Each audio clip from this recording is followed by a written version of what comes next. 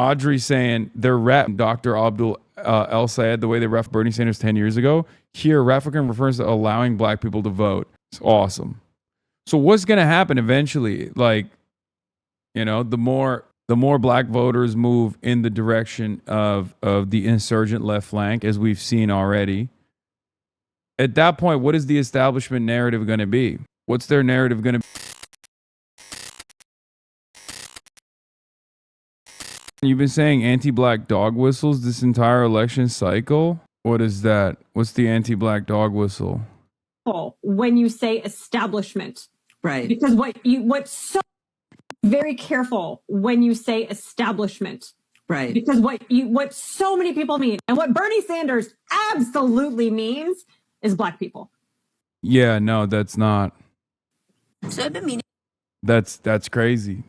That's no, I think it just means establishment Democrats. Like I think that's not. I don't know how to respond to that. You know what I mean? Because that's like, I feel like that was concocted. That was a take that was concocted in 2016 in a laboratory to one-shot me. I feel like they came up with that take in a lab to just destroy me. You know what I mean? I encountered that take for the first time and it bricks me immediately, leaves me broken in a state of disrepair.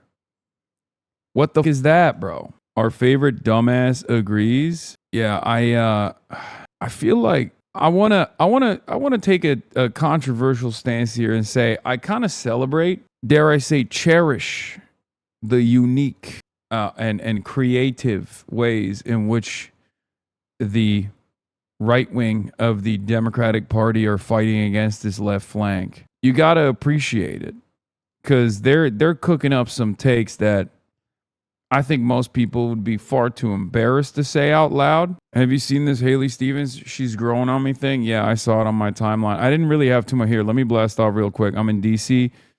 Iran killed 2 U.S. service members, situation monitor. Michigan heats up. Wisconsin race shakeup. College Dems of America convention speech. Apparently, there's a lot of people who are mad that I'm even speaking at the College Democrats of America National Convention. But the College Dems of America are very chill. Wait, what? Danny Glover was 40 years old when he said, I'm too old for this shit when Lethal Weapon was filmed? I'm too old for that shit, dude. I'm too old for this shit. Like, literally. I'm too old to know about that. That's crazy. That makes me very sad. Toyota update. Toyotathon. Hasan, my brother, helped put together a College Dems convention. So excited to have you as a guest. We come from a small town in Georgia. Thank you so much for coming to this event. You got it. Epstein is trying to get you killed at the College Dems event. Sorry if this is drama. The fuck is that even? How is he trying to kill me? Fox News put me in the thumbo of this. Far left Democrats winning over Gen Z. Incredibly infectious. Wait, what the hell? Remember the poll we said was cooked for Stevens? Proof it was. Yes, I know it was. It's an outlier, chat. Yeah, the Glenn Garrett polls have always been an outlier. It's basically an internal poll. Anyway, we'll cover all that. We'll cover all that stuff. Don't worry. But yeah, their crosstabs were released and it looks nutty. It's like Haley Stevens wins only if it's like Detroit Metro. Only Detroit Metro votes. Okay. Blood sounds tired. I am, bro. I didn't sleep that much. The College Dems are all basically HasanAbi heads. I know a kid running for Georgia College Dems as a HasanAbi head. Yeah. No, I realize that now. When I first got invited, I had no idea. I didn't understand what the event was like. I didn't understand what the organization looked like, but these are all like staffers and people that are, you know, college students and stuff that are all trying to work within the Democratic Party, but most of them are HasanAbi heads, apparently. Why'd you stream, bro? Take a nap, fire up stream when it's time to IRL. It's Saturday. The news? Bro, there's news happening, though. We got to cover it. Anyway, where was I? What was I talking about? I just blasted off. Let the people know we're live in a live chat. We'll do AOC speech at the Justin Pearson rally. If you checked out Head in the Office coverage of the Michigan race, they've deemed Haley Stevens the plague bringer for the poop virus in 3 days of wildfire darkness. That's funny. I love Head in the Office. They're great. Yeah, this is the most cursed image I've ever encountered. Let's be real. Oh, I was playing this TikTok. Let's start it from the start. Very careful when you say establishment. Right. Because what so many people mean, and what Bernie Sanders absolutely means, is black people. So I've been meaning to talk about this for like a week and some change now, but I want to talk about the whole democratic influencers saying, like, tweeting or putting on threads, whatever, that using the establishment term and how, like, the DSA has been using establishment is really a placeholder for the N-word. And you know who was up under them comments? Jasmine Crockett. You can't make this shit up. You can't make this shit up. I've been made videos, like, maybe it was like 2-3 weeks ago at this point. Yeah, that's what we mean when we say Nancy Pelosi and Chuck Schumer are the establishment. Yeah, that's that. It's crazy that they caught on. I can't believe it. You know what I mean? I can't believe it. The secret's out, I guess. Secret's out, folks. It's over. You can scroll. But the reason why I have such issue with a lot of the Democratic politicians, specifically the black ones, is because they know what they're doing. They're leasing out our identity, our radical tradition, our revolutionary history. They know, they read the books, they went to HBCUs, they were the first to do this or accomplish that, they were the only black woman in their job or whatever. They know what it is. But instead of using that position to turn back to community and hype up the things that are really central to our existence in terms of black people and pushing us forward and making sure our community is straight, making sure we have the programs we need, making sure that we are all being lifted up, they then turn that inward to enrich themselves and then market that back to you as if that's progress. The reason why these white Democratic influencers are coming on here saying, doesn't that sound like the N-word? It's because their position is being challenged by a more left, and that's, you know, in quotations, a more left than them option. Yeah, I mean, the other side of this argument is, yes, literally, it implies that, like, you know, Nancy Pelosi is now officially black. Like, establishment Democrats are black, regardless of the fact that they're not. It's just crazy.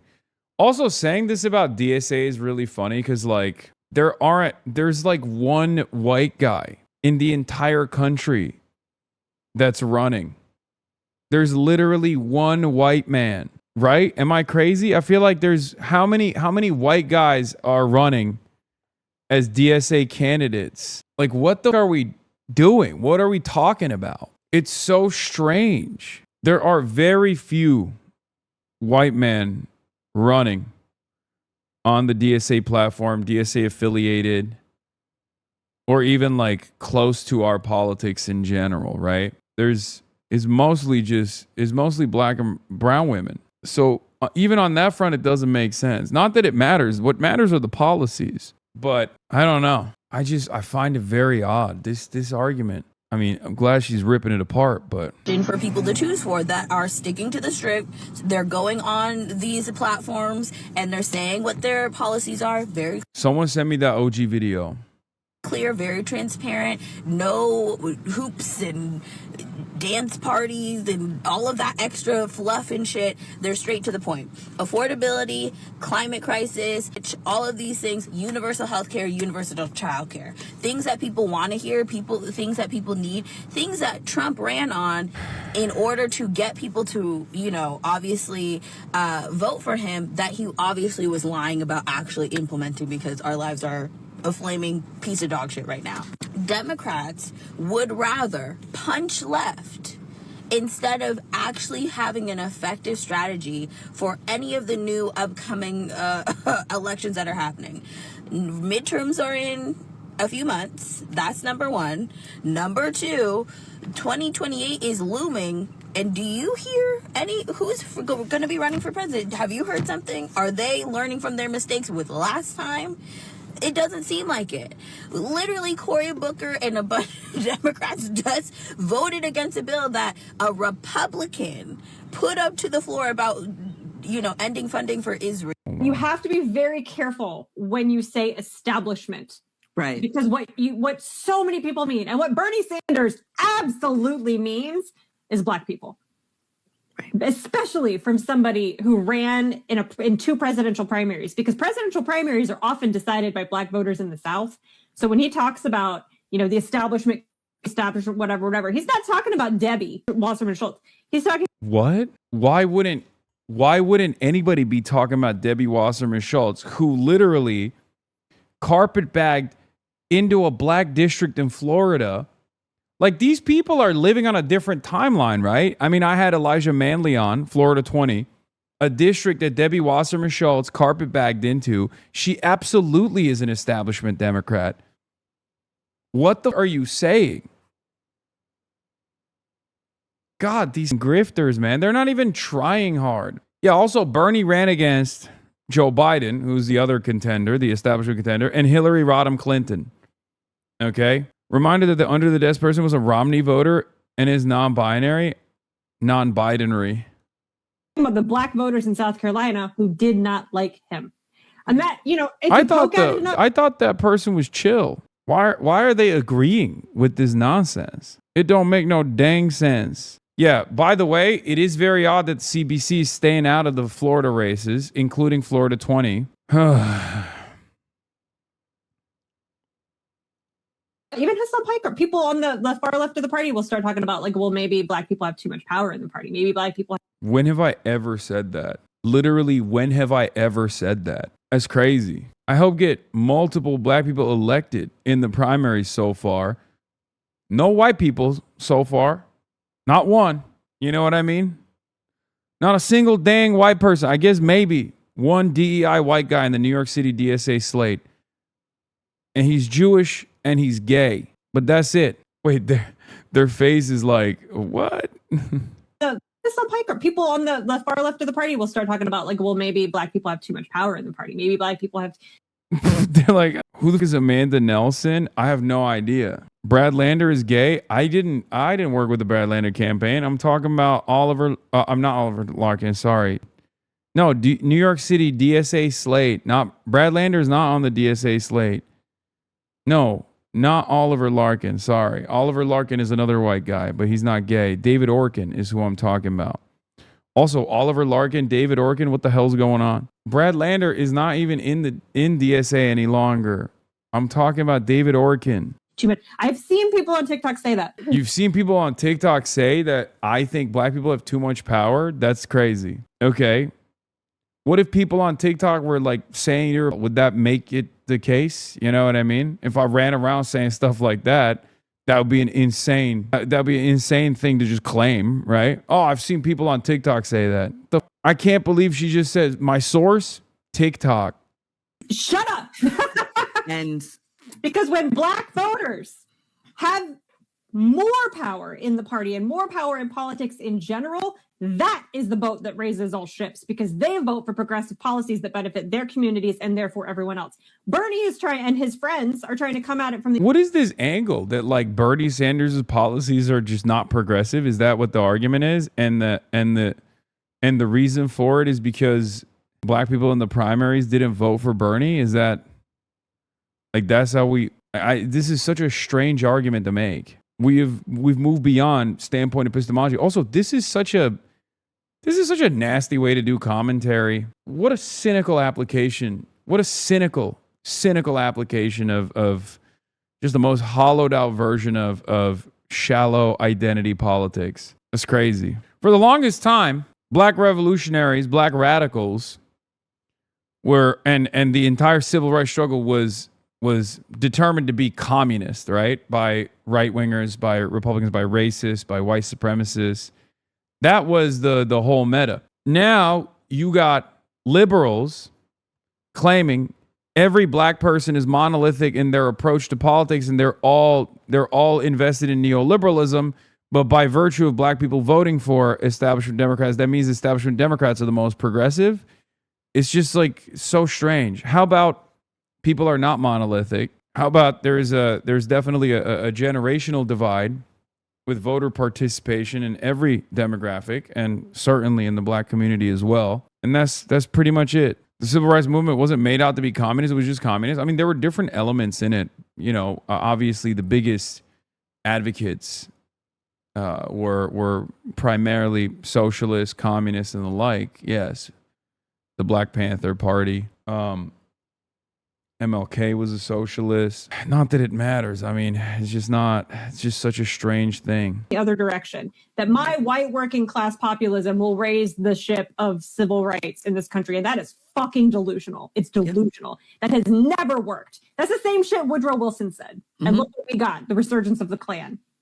There's no way she believes this, right? She's just getting paid for it, right? A white woman quote tweeting a black woman saying this is peak Twitter. Yeah. Audrey saying they're rat fucking Dr. Abdul El Sayed the way they rat fucked Bernie Sanders 10 years ago. Here, rat fucking refers to allowing black people to vote. It's awesome. So what's going to happen eventually? Like, you know, the more black voters move in the direction of the insurgent left flank, as we've seen already, at that point, what is the establishment narrative going to be? What's their narrative going to be then? That like all the black people that are voting for socialist candidates or self-identify as socialists are just not, like Sri Tanadar in Detroit is a great example of this, right? Donovan McKinney's is Detroit's a very black district. Donovan McKinney's running against Sri Tanadar. Sri Tanadar is Indian, of Indian descent, of Indian background. Donovan's black. Donovan also happens to be the DSA endorsed candidate. And yet, Sri Tanadar has flooded the market with a barrage of ads. And he's actually, performing decently well, regardless of the fact that he is a pretty weak candidate, right? It's supposed to be a super weak candidate. And there are a lot of black people in the district that are, seemingly in favor of voting for Sri Tanadar over Donovan, who himself is black. So what is that, like, how does that calculation work in that situation? Does that mean Donovan is no longer black and Sri is? How does that work? Like, I'm asking sincerely, is Donovan no longer black, but Sri is because he's the establishment candidate? He's the pro-Israel candidate? Got to think before speaking. Are you telling me that, or are you telling that lady that? We already watched this unfold with Haley Stevens versus Andy Levin. Sorry. Okay? Haley Stevens is not Jewish. Andy is. AIPAC backed Haley Stevens to the hilt in the same way that they are right now in the Senate race to defeat Andy Levin, who is Jewish. Stop listening to these fucking weirdos, okay? They don't get to dictate who's black, who's not black. They don't get to dictate who's Jewish, who's not Jewish. It's such a strange way to do politics. Your blackness or your status as a Jewish person is not determined by how comfortable or uncomfortable you make the establishment. No one in the real world behaves like this. It's just these weird, centrist, candidate-backed, campaign-backed, DNC-backed losers that try to present a stupid argument like this. It's ridiculous. Focus on the policies first and foremost, okay? I think she might not be white, not nitpicking, but I don't want you to get yelled at. What, the account? This account? This account? This person's not white? Alice Poole? Are you sure? What are they, like Italian? What is... No, Amanda Nelson. I'm not calling Amanda Nelson white. I don't know who Amanda Nelson is. I didn't say she was white. Where did you get that from? Anyway, yeah, that's crazy, man. That's actually crazy. I mean, this stuff is so silly. It's so stupid. I don't think any real person believes this shit. Real. And we're still having these conversations, and instead of those Democratic influencers talking about the issues with the candidates, they'd rather stand them and create these whole weird ass dichotomies around race, and instead of trying to support what the people actually need and what the people actually want. Right? It is a popular position to abolish ICE. It is an extremely popular position to stop funding the war, Israel and their, bloodlust. That is an extremely popular position in the United States right now, current to this day. At this point, after what we've all seen on our phones for the past 3 years in terms of what's going on in Palestine and what's been going on for the past 80 years, it is absolutely batshit crazy for anyone in the Democratic establishment to be campaigning on anything related to Israel and anything less than abolishing ICE. Do you see what I'm saying? And yet, they will twist and manipulate and use black identity to cover themselves from any fucking responsibility. And these black politicians who are in it for their ego, in it for enriching themselves, in it for personal gain, are going to sit here and cheer them on while they do it, while it's under the guise, or they're claiming it's under the guise of protecting black people and protecting black women. I'm not falling. The establishment equals the N-word was started by a white woman. Oh my God. It was that Susan Lambert lady. It sure seems like many people on the far left throw the term establishment around when they'd rather be using the N-word instead. There is white supremacy embedded in thinking establishment could ever compare to the history and gravity of being called the N-word. Establishment isn't a slur, it's just an adjective to Democrat. Stop entertaining these goofy white people and establishment Democrat leaders who behave like this. Yeah, Jasmine Crockett applauded this take, by the way. Oh my God. I mean, this kind of stuff is so stupid and it's so silly. It's so strange. It's so frustrating. I don't really know how to deal with it anymore, you know? Troy's got big motion in Maine. Yeah, the Troyota. Troy Jackson volunteers drawn heavily from the movement that backed Plattner are cleaning up so far in the fight to select delegates to replace him. Nathan Bernard reports. Troy Jackson's campaign announces he won 29 of the 32 available delegates from Hancock and Franklin counties in Maine's runoff to replace Plattner. The Troyota is here, baby. The Troy Mentum. 22 out of 23 delegates are Jackson Slate supporters. When working people organize, we win. Deploy the Troyota is called the Troyotathon. It's up to 66 out of 80. Let's go. Let's go. Unleash the Trojan horse. Yeah. This is bad. Maine is lost. Why? Why? Because Troy's not that charismatic. I mean, out of all of those candidates that are running, he has the best policies. He has the best platform. We just got to get him some white monster energy. You know what I mean? Some monster energy zeros and he'll be fine. Pronto. No one knows who Troy Jackson is. Grant Plattner and name recognition. Dog, you are not from Maine. Are you stupid? Did you just... First of all, people definitely do know who Troy Jackson is, dumbass. What are you talking about? He's the president of the state senate for 6 years. He's been a state legislator for 26. What the fuck are you talking about? Like in the political arena, in the state of Maine, people know him partially because it's a very tiny state. Bro is Maine-splaining. Plus, it doesn't matter. Once he becomes the Democratic Party, once he is the delegate selected candidate, there's going to be, $1 million, millions of dollars of ad spend introducing him to the entire state. Once again, what matters in that moment is that he has a pretty reliable background. He's reliable enough that people are comfortable with him. He's also, throughout his Senate presidency, he's also gotten a shit ton of his bills vetoed by Janet Mills. So he has not only his experience most likely offers comfort to the establishment Democrats. Okay, that's number one. But also on top of that, his policy platform and the things that he has advanced as a long-term legislator, it gives him progressive cred. The only issue in the campaign is the only issue in his campaign is the Riz, but who cares? Fox News talked about your reaction to Maine. I saw. That made me sad because I'm not disrespecting. You need that monster more than Troy? I do. Very much.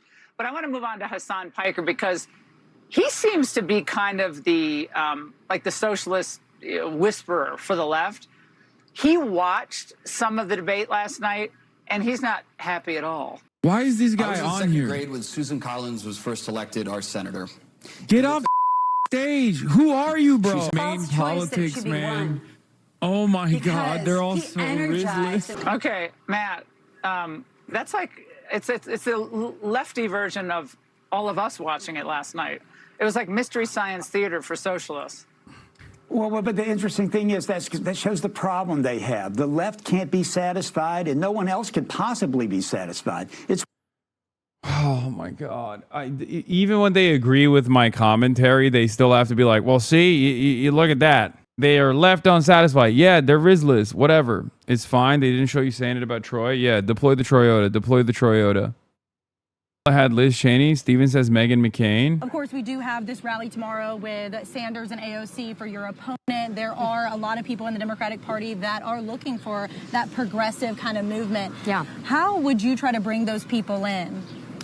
I'm just curious if Mr. Sanders is willing to acknowledge the great work that I did alongside President Obama on the auto rescue. He had just himself gotten into the United States Senate, and I don't remember him being around for the auto rescue, but I certainly remember our sleeves being rolled up to save the 200,000 Michigan jobs, to stand up for working people and to do the right thing. And I'm also really proud of the record that I have. I have been recognized as the most effective lawmaker for Michigan. Is Haley Stevens incapable of answering a question that is asked directly with a direct answer? I've seen numerous cuts from this interview at this point, and every single time they're like, Haley Stevens, what do you have to say about campaign transparency laws? You're getting $50 million of donations, like many of it is coming from AIPAC. And she's like, well, I'm the only candidate in the race that, doesn't have a lot of money. That wasn't the question. Like, I swear to God, this is why her accent is disarming. Like, it's a mechanism of deflection. Because when we focus on the way she sounds, we forget to mention the fact that she's not actually answering the question. She never answers the question. Also, who cares if you're not rich? You've gotten $50 million. You've gotten $50 million from the super rich. Because I write laws and I pass laws and I make a difference. I'm not in the complaining class. You're literally complaining about Bernie Sanders on a question that was asked about, like, how will you win over the progressives if you win the primary? And your answer is, well, I'm not in the business of complaining, but I hate Bernie Sanders. Of pointing fingers. I'm in the class of winning tough elections, of making sure someone like Mike Rogers in the state of Michigan here, this is a toss-up race. It is not a guarantee. And this is why it's frankly better. Yeah, it will be a toss-up race. That's not a guarantee if you're the candidate. It will not be a toss-up race. It will be a guarantee if it's a matchup between Abdul and Mike Rogers. Bank on it. Take that shit to the bank, chat. Okay? Trust me. A few days ago, I was poking fun of Stevens, and now I think she's arguably one of the most authentic Democrats in the game. She's also got balls of steel for standing by Israel in this environment. Yeah, she's so brave for standing up for Israel. Thank God. Thank God she's getting paid $50 million for her bravery. Yeah.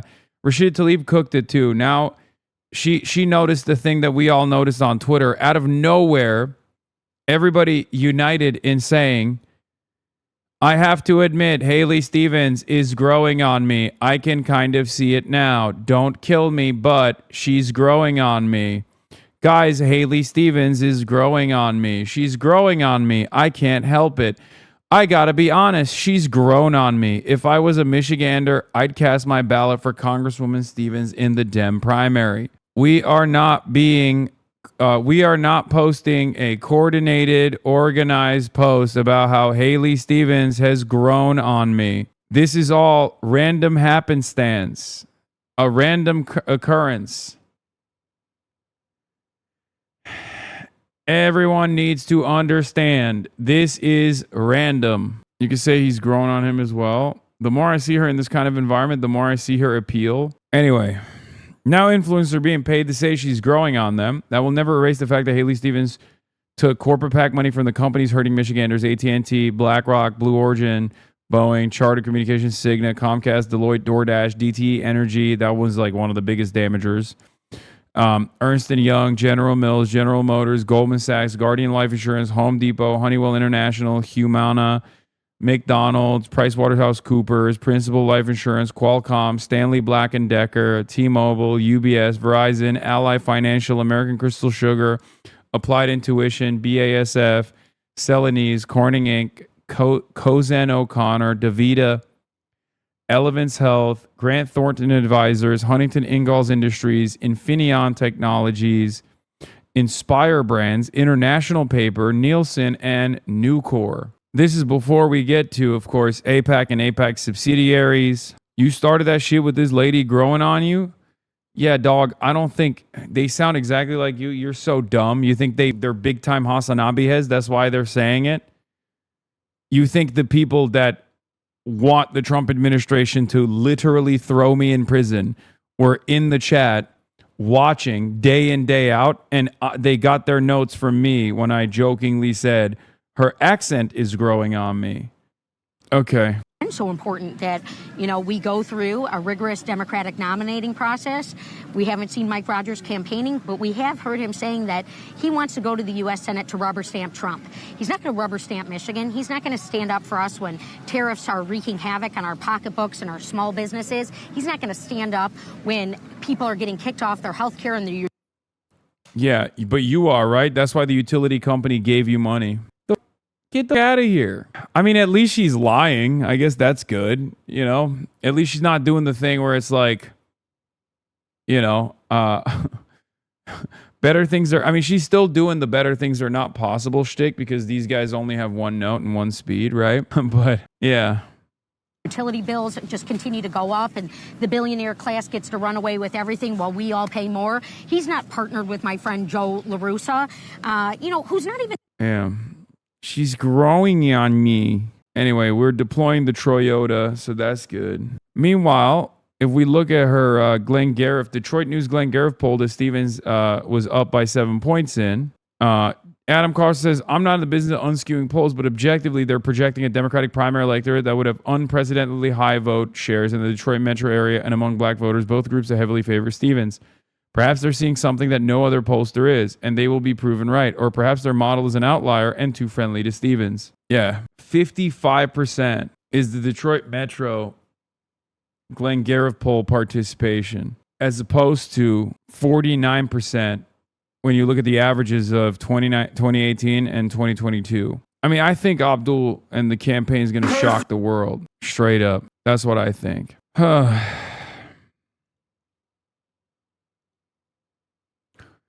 Ben Rose has some choice words on the horrible AIPAC ads that are claiming that Barack Obama endorsed Haley Stevens this run.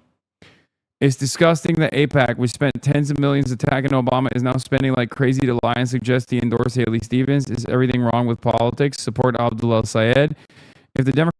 What the fuck? Is it good? Is it fixed? Hello? That was strange. I don't know what happened. To that I say, what gives? You know what I mean? What gives? But yeah, as I was saying, M is real high. I love Israel. They should be able to spend 40, 50. They should spend 100. They should be able to spend $100 million on the Democratic primary race in Michigan. I think that's the only democracy is when Israel gets to directly hand select Senate candidates. That's what I think. I hope people understand where I stand on this, Why are you pocket watching? True. Why am I pocket watching the beautiful nation state of Israel? Chill, Hasan.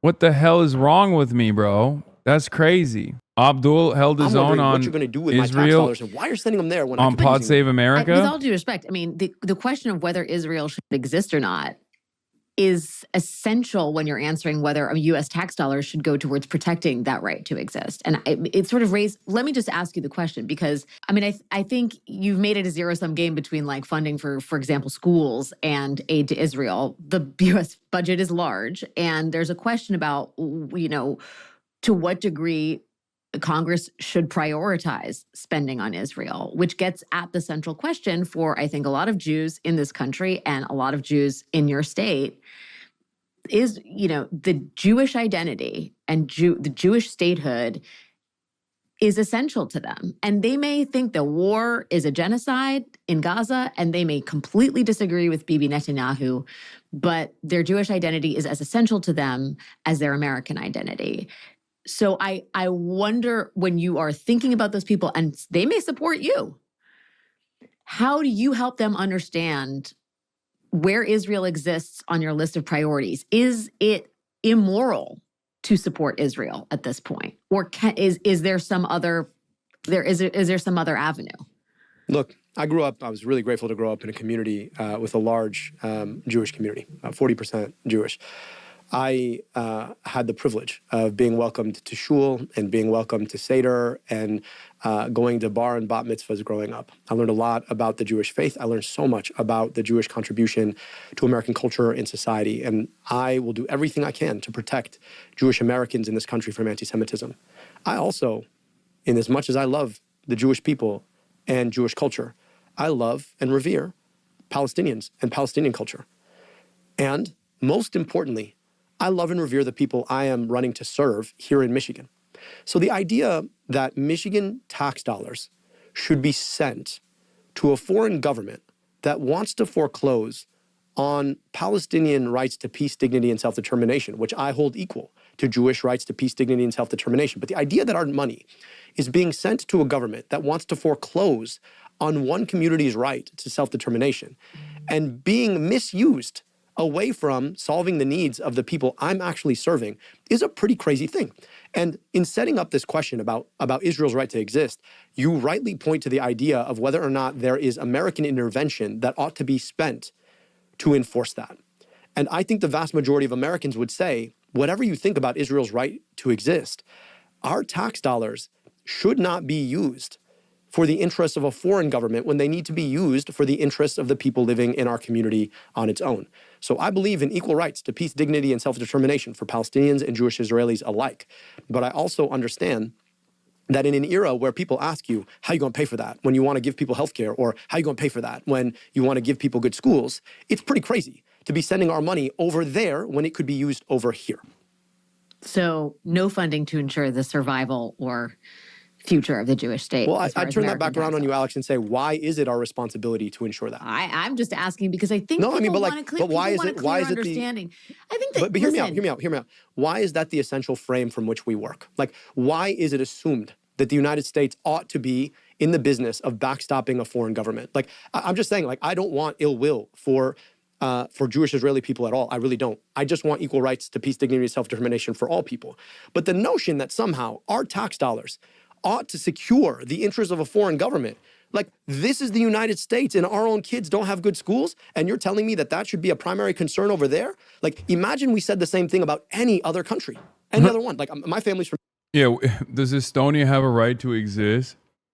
Why don't you care about propping up Estonia? Now, there's also additional irony here because Estonia, at least to my knowledge, has not committed a genocide with our tax dollars. You know what I mean? Like, the question should be, does Israel have a right to unlimited U.S. funding? And then to expand on that conversation, you can ask, does Iran have a right to unlimited U.S. funding?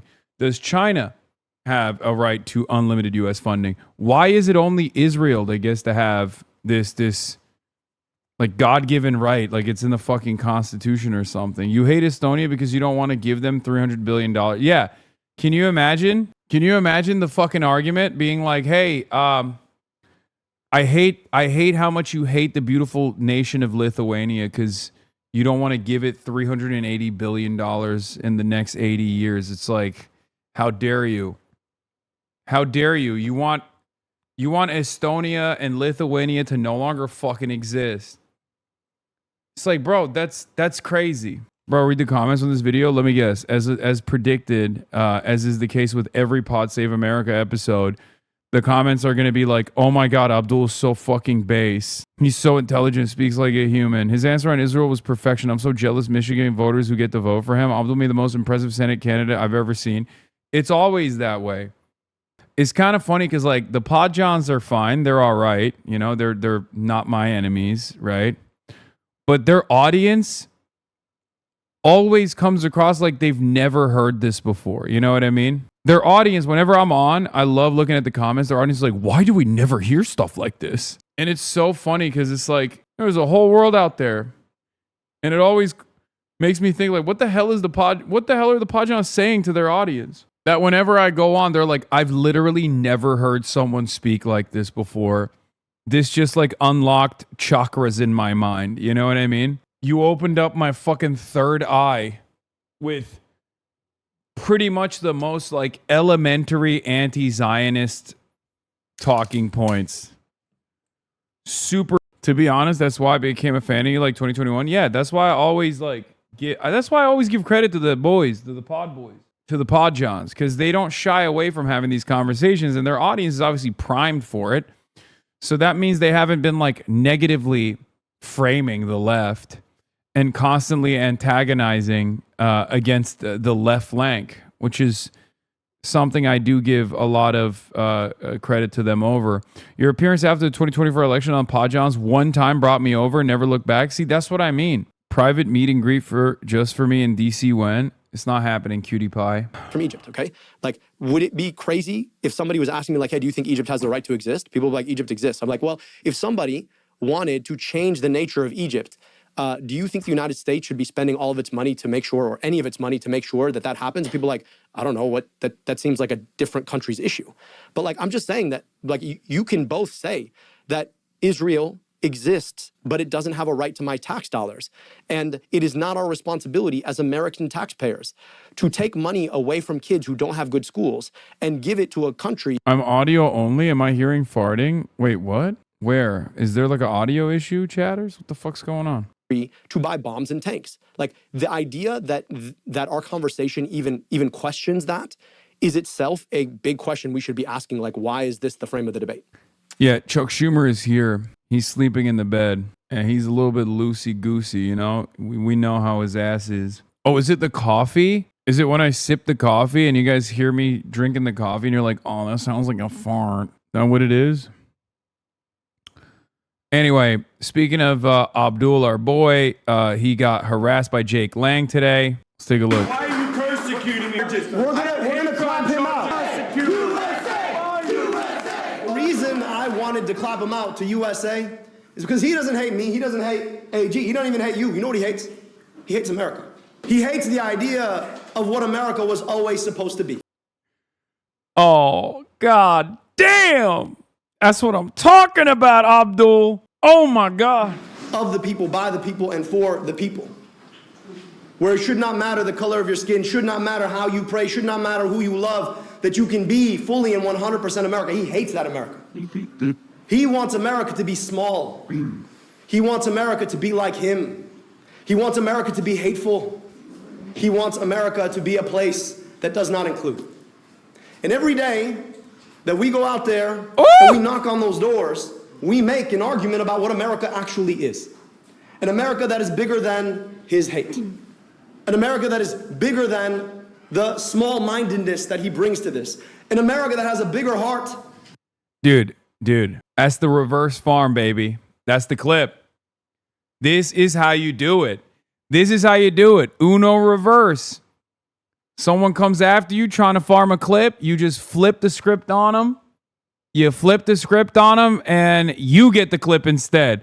He had to leave crying. Nobody was afraid of him. The room was cheering him away. Ooh, God damn, that's good. Yep, that's called clip maxing. That's called clip mogging. Than the one that he has. An America that is bigger than a Donald Trump who thinks that some people don't get to belong here because of their color of their skin. An America that is bigger than the idea that we all can come together and pray how we choose or not pray at all. An America is bigger than Mike Rogers and the corporate corruption that they all take to run these campaigns to pick our pocket. The America they believe in is one where a few people who look a particular way get to siphon off your money to make billions. That's the America they want. That's the America he represents. That's the America he's so mad he didn't get. And as much as that's an ugly display of the America they want for us, this here is a beautiful display of the America we can yet build. You should stream with Abdul again? I will. That was fire. Why are you persecuting me? I have never been more jealous than I am of Michigan. Never been more jealous of Michigan than I am now. Get to for this dude and make him a senator. Meanwhile, I got freaking Adam Schiff, dude. Great. That's great, man. I love it. I've never been more jealous of Michigan than I am now. Y'all get to vote for this dude and make him a senator. Is there a typo? Do we got a typo? Yeah, I got the close-up footage of the IRGC footage, or not the IRGC footage, but the footage of the IRGC strikes hitting Jordanian military installations. Yeah, it's Toyotathon in Maine. That's exciting. The DSA Los Angeles 2026 annual convention has voted 76% in favor of the Run AOC Run resolution, calling AOC to announce a run for president. Yeah, nice. Don't roll into Lansing wearing that blue and yellow shit. All right, chill, bro. My grandma told me she loves Adam Schiff. I can't, bro. Whatever, dude. It's your grandma. Let her stay. Let her be happy with what she thinks is going on. You know what I mean? Sometimes it's all right. Some of our elderly are a little delulu. It's okay. Who said Troy Story 26? Me. I'm Troy Story 26. Are you in support of William Lawrence for Michigan 7th? Of course I am. 100%. William Lawrence is phenomenal. Michigan is one of the best statewide slates out there. William Lawrence, Donovan McKinney, Kyle Blumquist, obviously our boy Abdul El-Sayed for Senate. They got a lot of talent out there. The person who's replacing Haley Stevens, Aisha Farouk, I think her name is. She's great too. Yeah, there are so many great candidates up and down that goddamn ballot. It's a phenomenal state and a phenomenal slate. Anyway, Keith's brother Brian is a pastor in Detroit on the confrontation with Lang. The same racist wearing an ankle bracelet verbally attacked these sisters. Guy just called me an N-word. Jesus Christ, dude. Jesus Christ, dude. You should watch this. Very good video highlighting wealth inequality. Communist Wyomingite. I'm not going to watch that video from the richest town in America. It's not what you think. Maybe later. This is the man running for Haley Stevens' old... Oh, yeah. This is the person that's running for Haley Stevens' old seat. He's up against Aisha Faruqi, who has rejected all money from the Israeli lobby. Yeah. Dude, I don't know what the fuck's going on with how much AIPAC wants to just maintain control over the state of Michigan. I don't know why they're so aggressive in Michigan. I guess they're aggressive everywhere. We're just focusing on Michigan. Anyway, we got far left Democrats winning over Gen Z. Incredibly infectious. Let's take a look. College Democrats of America are holding their annual convention this weekend in Washington. And look who made the guest list. Hasan Piker. And he's just one of the featured speakers, another sign that young voters are still shifting to the extreme left. Here to react is Gen Z political analyst and former Democrat Jamil Jackson. Jamil, thanks so much for joining us this morning. Look, you say one of the reasons... Former Democrat. Oh boy, here we go.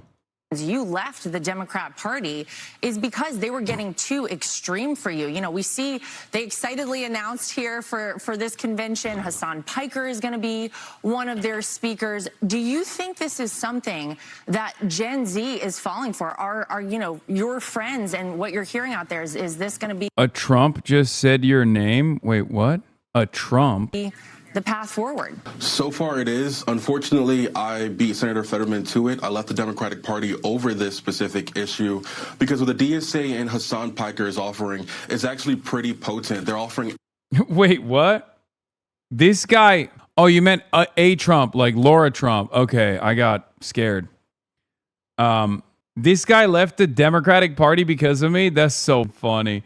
As a black person, I feel like the Democrats have become too extreme, so I became a Republican. Yeah, that's what he said. Economic populism, but under that, what most people don't pay attention to is the anti-Semitism. It is the more radical and extremist and inflammatory. Wait. So you are now voting for, you're a Republican because the Democrats got too extreme, so you went with the party that rides for the Klan now? Like, what the? That's crazy. Yeah, the Hasan Piker wing of the party got too extreme for me, so I became a part of the party of racists. I became a racist because Hasan was too racist for me in the Democratic Party. language because they are ideologues. I had a friend who went to the DSA meeting a few weeks ago here in Philadelphia, and he said he can actually get behind the policies of expanding healthcare or even raise the minimum wage from $7.25 to maybe $15. But he says he's a hard no when it comes to opening up all of our prisons, abolishing ICE, abolishing the police, and honestly open borders. What I say to I love saying stuff like that. I'm a big fan of opening up all of the prisons. Man, how about we open the schools, okay?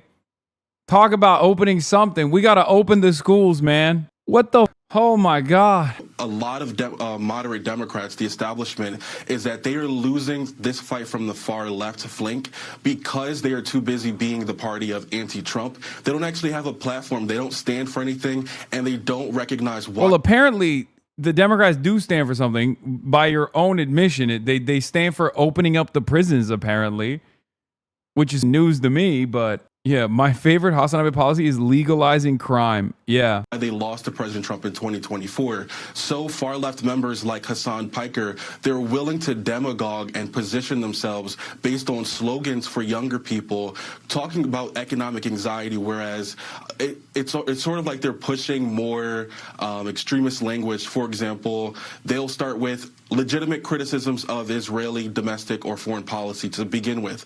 And younger people might buy into those conversations, but it quickly turns into what Hasan Piker actually believes is the elimination of the Israeli state altogether. And here on the ground in Philadelphia, it's happening from the DSA endorsing local candidates. They're taking over the local machine based on identity politics. And they're Wait, what? They're taking the local Philadelphia machine based on identity politics it's a 60% black district. What are you talking about? What identity politics? Like when Fox News says identity politics, they mean black people. Okay?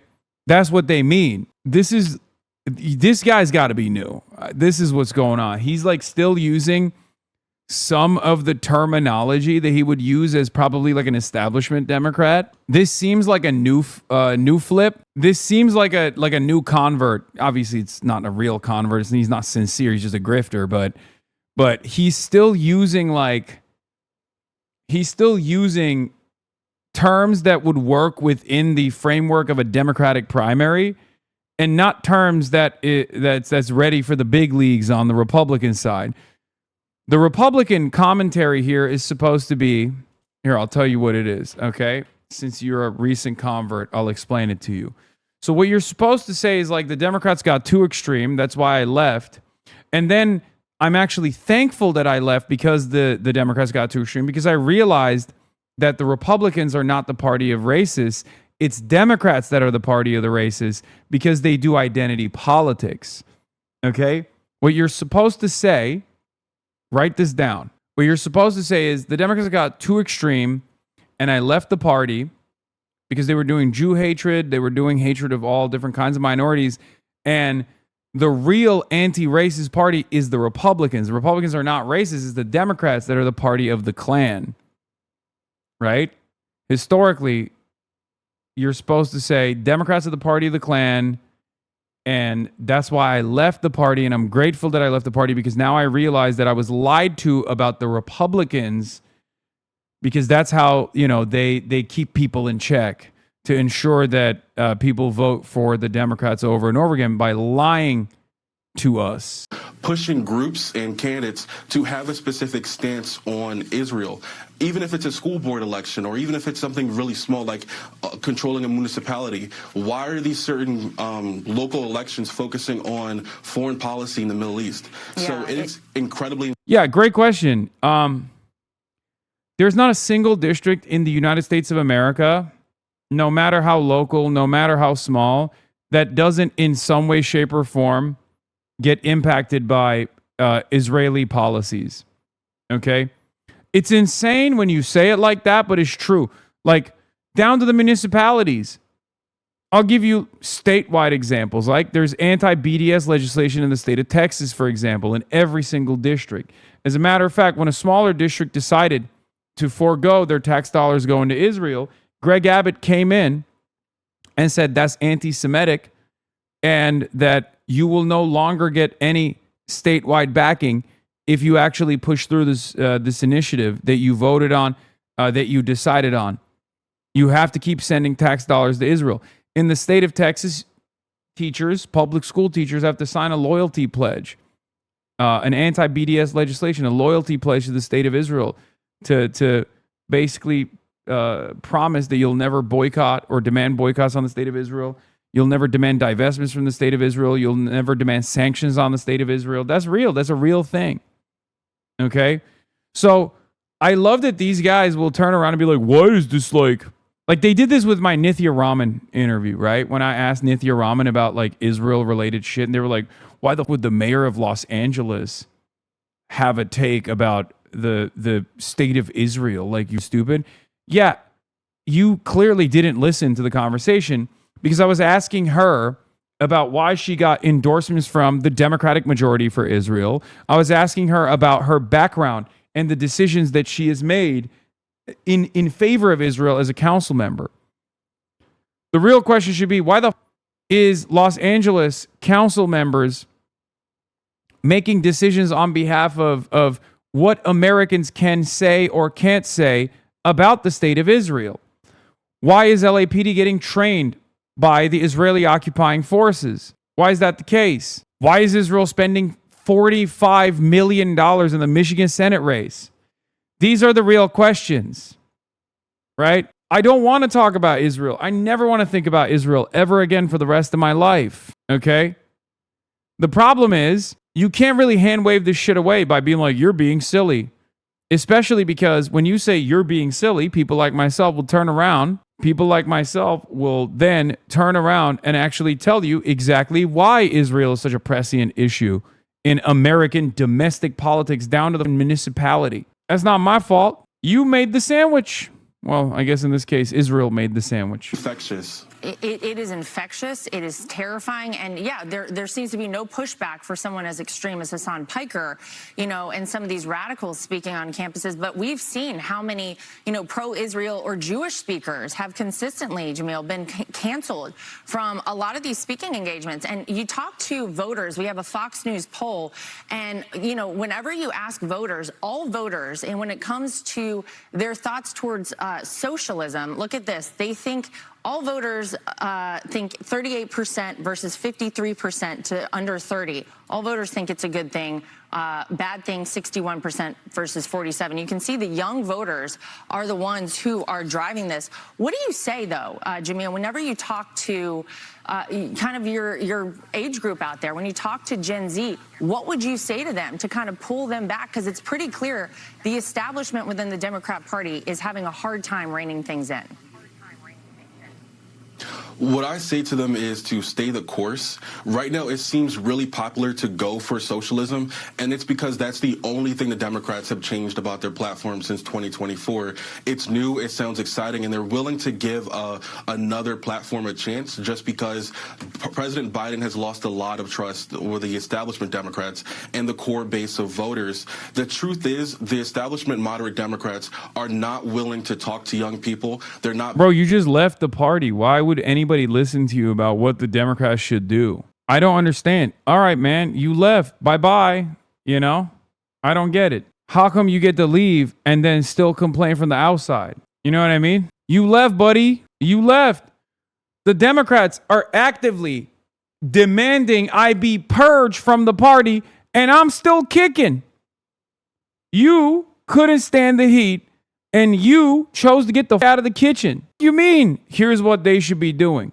Why should anybody listen to you now? Am I crazy? Bro, this guy's running against Chris Rabb. Oh my God, that's awesome. He's going to get cooked. Building a viable platform for younger people. So it's really difficult for, let's say, someone like me or people who are just generally independent to talk to younger people when the DSA is giving younger people a seat at the table. They're inviting figures like Hasan Piker. They're more engaged online than 60-year-old moderate establishment Democrats. Well, we are happy to have you as part of the Republican Party, Jamil. Welcome over to our side of the aisle. We hope to see more of that happen, and we appreciate you being on with us this morning. Thanks so much. Thank you so much. Be sure to like and subscribe for all the Fox News latest on YouTube and catch full shows streaming now. on Fox 1. Yeah, good luck to this guy in all of his future endeavors. Anyway, here, I listened to this podcast, and there were some really good answers, and then some answers that made me freak out a little bit. This was an interesting one. I got brought up in the Zohran interview. On what political weight you give the Israeli issue, because you are very clear about where you stand, but I'm wondering how you apply it to sort of how you look at other political actors. The left-wing streamer Hasan Piker recently said, and I'm quoting here, "Someone who will not say the truth about Israel's genocide will not stand with you and fight for you, for your health care, for your housing. It's that simple." Do you agree with that statement? Yeah, do you? Do you, Big Z? Big Z, do you?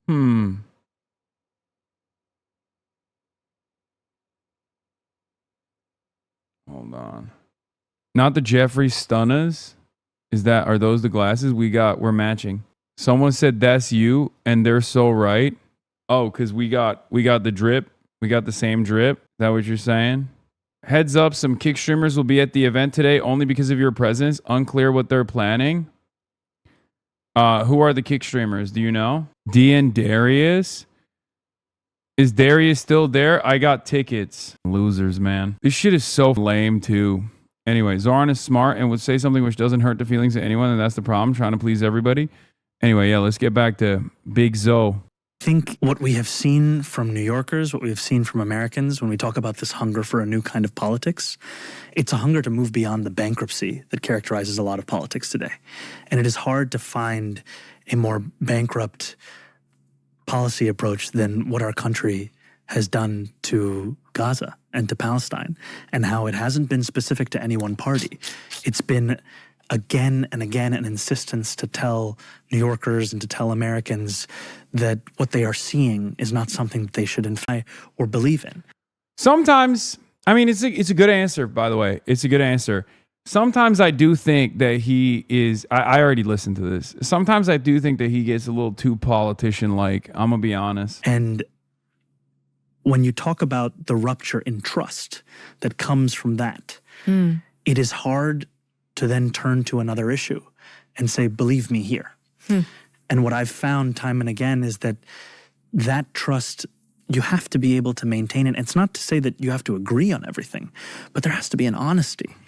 And too often you'll find that there are far more... He can defend your honor at this point? What? No, he's the fucking mayor with a huge approval rating? Wait, defend my honor? He's literally agreeing with me. It's just he's doing it political style, politician style. I mean, he was really good at the Nelson Mandela event, so he's definitely capable of delivering passionate speeches about this issue. We know what his position is in general. The part that annoyed me in this interview wasn't even this. He's just explaining the quote with context. That's fine. This is great. This is a great answer. The part that fucking annoyed me was when Lulu asks Zohran, if you had unlimited money, what would you do with New York? And his answer there made me so mad, because he was like, exactly the policies I'm pushing now. And I was like, no, you wouldn't. No, you wouldn't. What are you saying? Just be honest. What? That was straight up the most politician answer I've ever heard from him. And it gave me fucking whiplash. Okay? And it was so annoying that even Lula was like, come on. This is a thought experiment.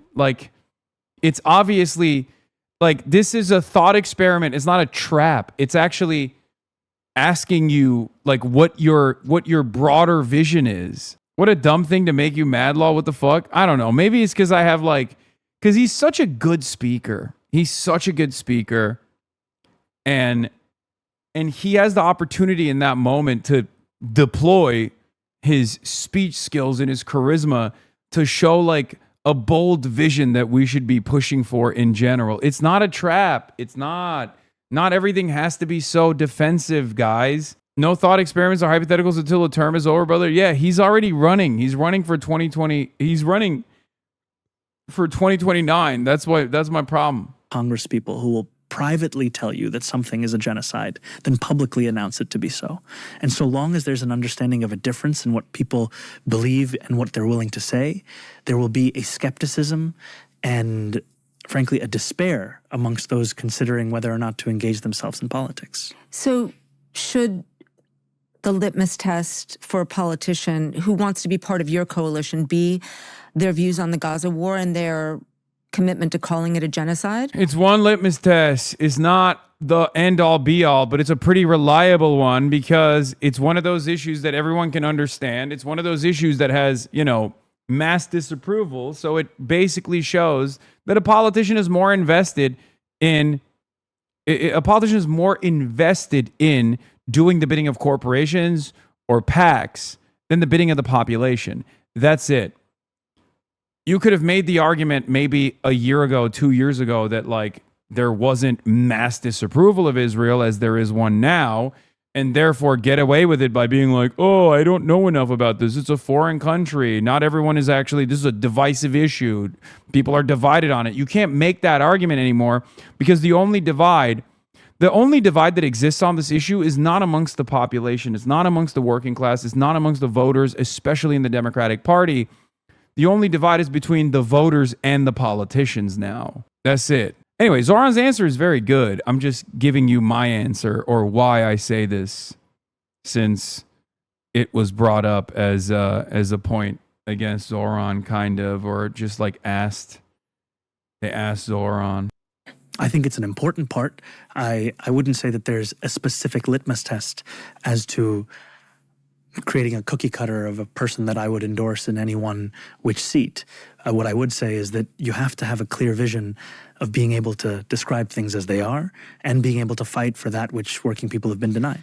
But can it include those who support Israel and support America's support of Israel? I think when you asked me earlier of what is my party, I've said the Democratic Party.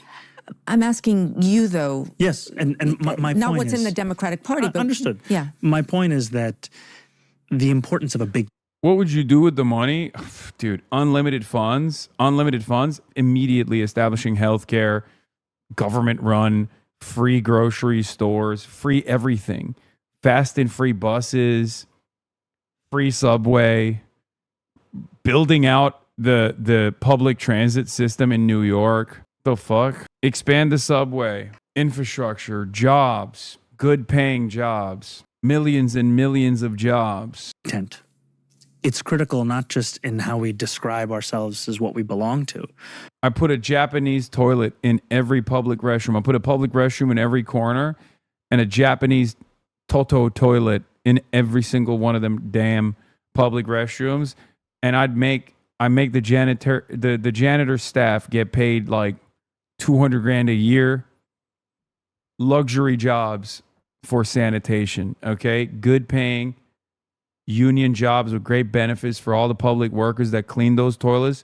Those toilets are going to look like Japanese toilets, okay? Universal bidet access for all. See, now that wasn't a part of his 5 policies, but let's be real. He did promise us that shit. He did. Remember? I ain't forget. But also that we can work with those with whom we might not have agreement on every single issue.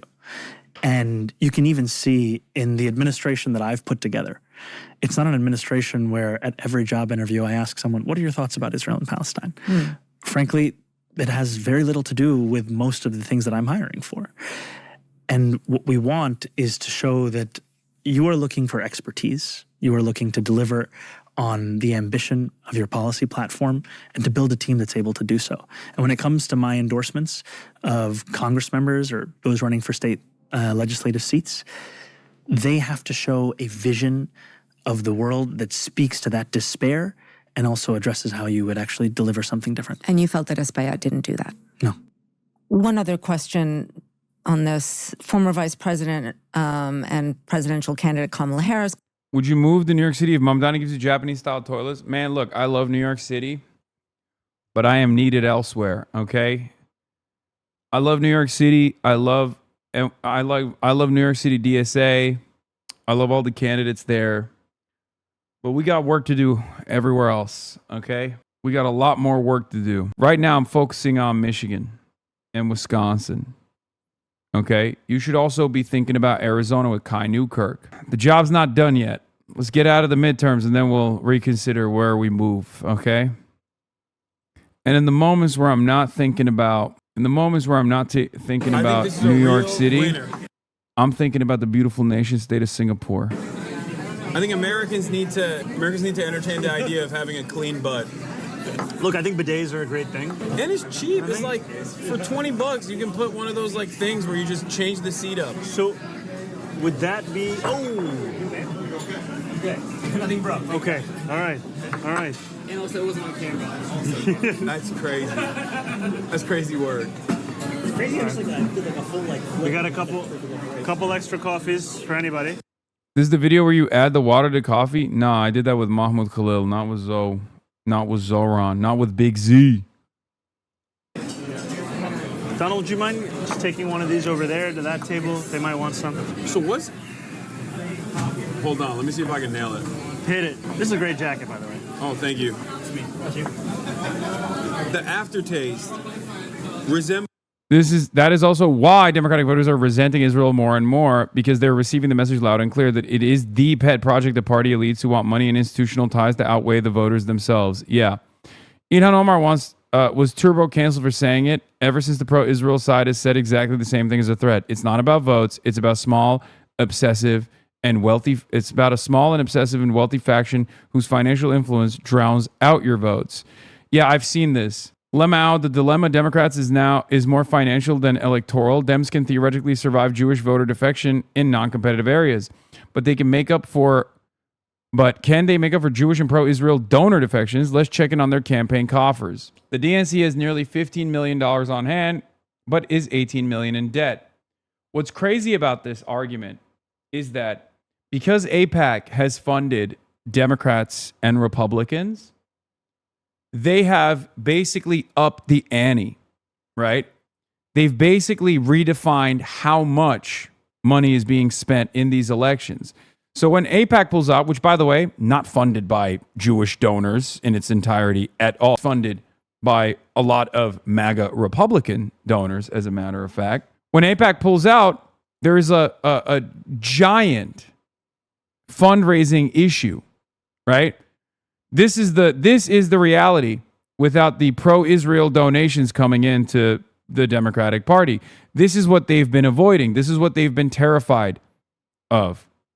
Okay? And it's really interesting because, yes, as Dylan also notes, for years AIPAC has said it's not just wrong, but anti-Semitic to say there's a direct link between the money it raises for politicians and how lawmakers vote.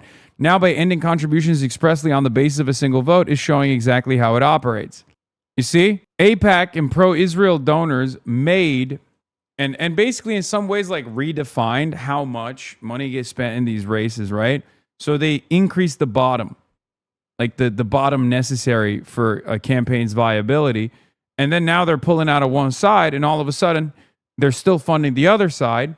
It's going to make it a little bit more difficult. Now, of course, the counter argument to this is the side that out fundraised and still lost. I'm, of course, referencing Kamala Harris, who had $1 billion, $1 billion. You still need money, okay? You obviously still need money to get in front of attack ads. It's not great when your candidacy is mired with fake controversies that are manufactured by big donors. Like big outside expenditures. We're seeing a version of this reality with the Abdul al-Sayed race. However, the side that out fundraises doesn't always win, especially if they don't have policies that match. If they don't have policies that are responsive to the needs of the masses.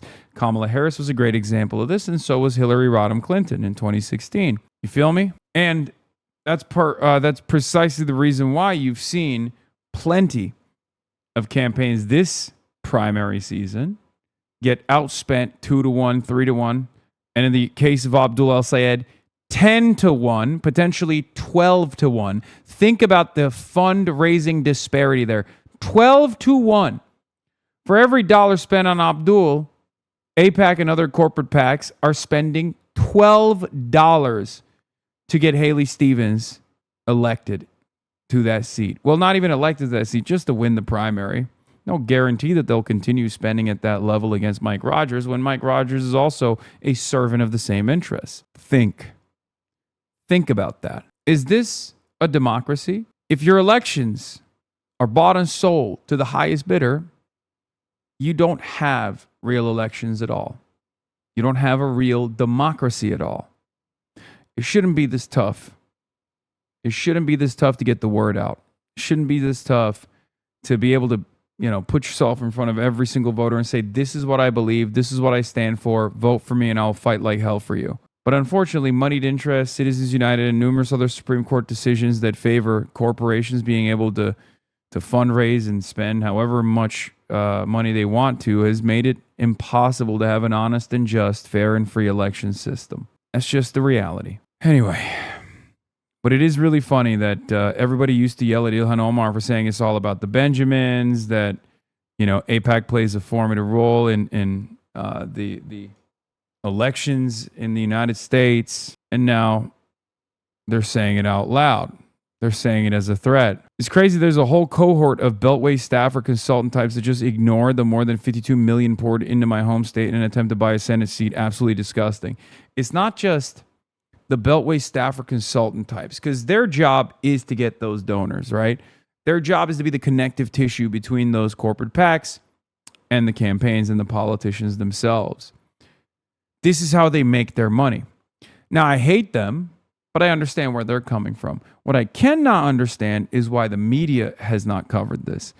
Every single time Haley Stevens goes on any news outlet, reporters should say, hey, what do you have to say for the $52 million being spent in your direction by AIPAC and numerous other corporate PACs? What does that say? What does that say about who you stand with to the Michigan voters you want to convince? How will you convince the Michigan voters that you will stand with them as opposed to corporate interests? Why do you think they're spending $52 million in your direction? Why do you think Israel and AIPAC subsidiaries are spending 40 of the $52 million to make sure you win this primary as opposed to Abdul al-Sayed? These are some free questions that journalists should be asking Haley Stevens every single time, because this is newsworthy. This is a record-breaking amount of money that they're spending to buy this fucking seat, and I haven't heard a goddamn peep from mainstream media about it. Not a fucking peep. Meanwhile, every time Abdul goes on a fucking show, they're like, oh, what about this Twitch streamer that you fucking did a campaign rally with? What about this Twitch streamer? What about this Twitch streamer, Hasan Piker? What do you think is more important to the fucking Michiganders? If you're a goddamn journalist, what do you think is more important for the public to know? Whether a congresswoman who's now running for Senate is bought and fucking sold by a foreign lobby that is unbelievably toxic to the average fucking voter, especially in the Democratic Party, or a goddamn Twitch streamer who pops off every now and then. What do you think is more important for the voters? You have a duty. You have a job. Your job is to find the truth. Your job is to ask important questions. Your job is to make the public more aware of what's going on. It's not my job technically, but I'm doing it too. So it blows my mind that so many mainstream reporters have just foregone this primary responsibility. This is their most important obligation, an obligation to the truth, uncompromising obligation to the truth. That's what they're supposed to be doing. And then they're getting really nasty with it too. Fred Gutenberg, which is another anti-gun violence guy. I don't know what the fuck's up with these guys. I genuinely don't understand why so many of these Parkland school shooting survivors and survivor families that did great work trying to combat gun violence in this country have all become unbelievable and rapacious dick riders of AIPAC. I don't get it. Rashida Tlaib calls out all of the corporations that have funded the Haley Stevens campaign. Fred Gutenberg comes out and says, hey, Rashida Tlaib, you are a cancer. on the Democratic Party in America, you and your stupid protest vote are the reason we have a second Trump term. You are not a Democrat, but you certainly use the party. As for influencers, check your own house and other fight agency clients like Plattner. Like I said, you are cancer. Matthew Hasan says, nothing to see here, just a Haley Stevens supporter repeatedly calling the only Palestinian American woman in Congress a cancer. But hey, the left and Abdul need to be more civil. Hey, when do you think you'll be barred from flying? What kind of question is that, man? Hopefully never. Okay? What are you talking about? The Parkland shooting left him complete. We got situation monitoring. Ladies and gentlemen. Breaking news. As John Fetterman is being asked about DSA not being traditional Democrats, Fox News learns that it turns out the IRGC did kill American troops, 2 of them in Jordan. Stand by here. We've got some breaking news to get to right now out of the Middle Oh East. my God, that would be so funny if they had to get John Fetterman to respond to this. Oh, I'm so bummed. Getting real-time feedback from John Fetterman on an issue that he doesn't have talking points for, that would be crazy. Especially an issue as important as this. Some new news from CENTCOM here. We've got Lucas Tomlinson, who is live in Tel Aviv for us. Lucas, what are you hearing? Aisha, we've just learned from the U.S. military central command in charge of all U.S. forces in the Middle East that 2 American service members have been killed and 1 is still missing after an Iranian missile attack on a base in Jordan. Additionally, I think 4 of them also had to be medevac too. We've learned that 4 American service members. 3 more for Israel, you know. Former U.S. Air Force pilot close to U.S. Central Command says that at least 3 to 5 more soldiers on medevac planes will probably not survive. There are also 15 other soldiers with serious life-threatening injuries whose fate remain unclear. 2 killed, 1 missing, 15 life-threatening severe injuries being airlifted to Germany. 3 to 5 on board the medevac who will probably not make it to Germany alive. Dozens of minor injuries and troops took shrapnel and debris. More traumatic brain injuries than anyone currently knows. Now, this is speculative. I don't know how reliable this information is, but I will say this. If you were to ask me what I think the actual numbers look like, I would say something along those lines, because that's usually how it goes. If there were 2 troops that died, that means there were 20 troops around him. Okay? That's not how this goes. Like, Iran doesn't have the capabilities of hitting small munitions like that are only capable of killing 2 people, right? Like, it's clear that there are far more that were probably hurt badly in the process. Hold on. Were wounded. They were transferred to Jordanian hospitals and have since been discharged.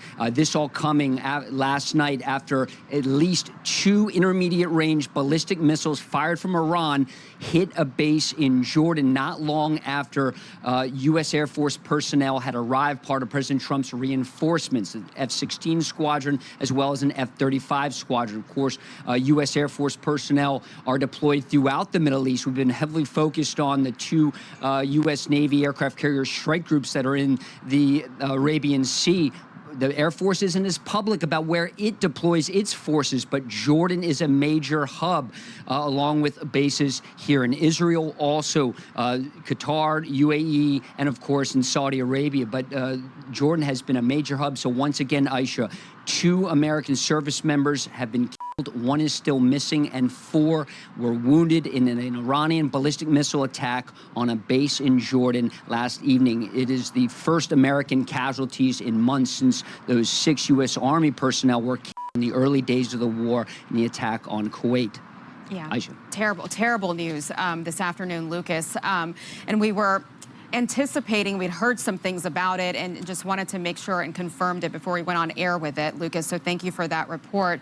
As far as the 4 American service members that were injured and have now been medically evacuated, do you know anything more about how bad those injuries are and how they were injured? It appears they were injured when these Iranian ballistic missiles hit their intended target at this base in Jordan. Let me read the statement from U.S. Central Command, Aisha. It says, on July 17th, 2 U.S. service members in Jordan were killed in in action as U.S. Central Command and partner forces defended against Iranian ballistic missile and drone attacks. Additionally, one service member is currently missing in action.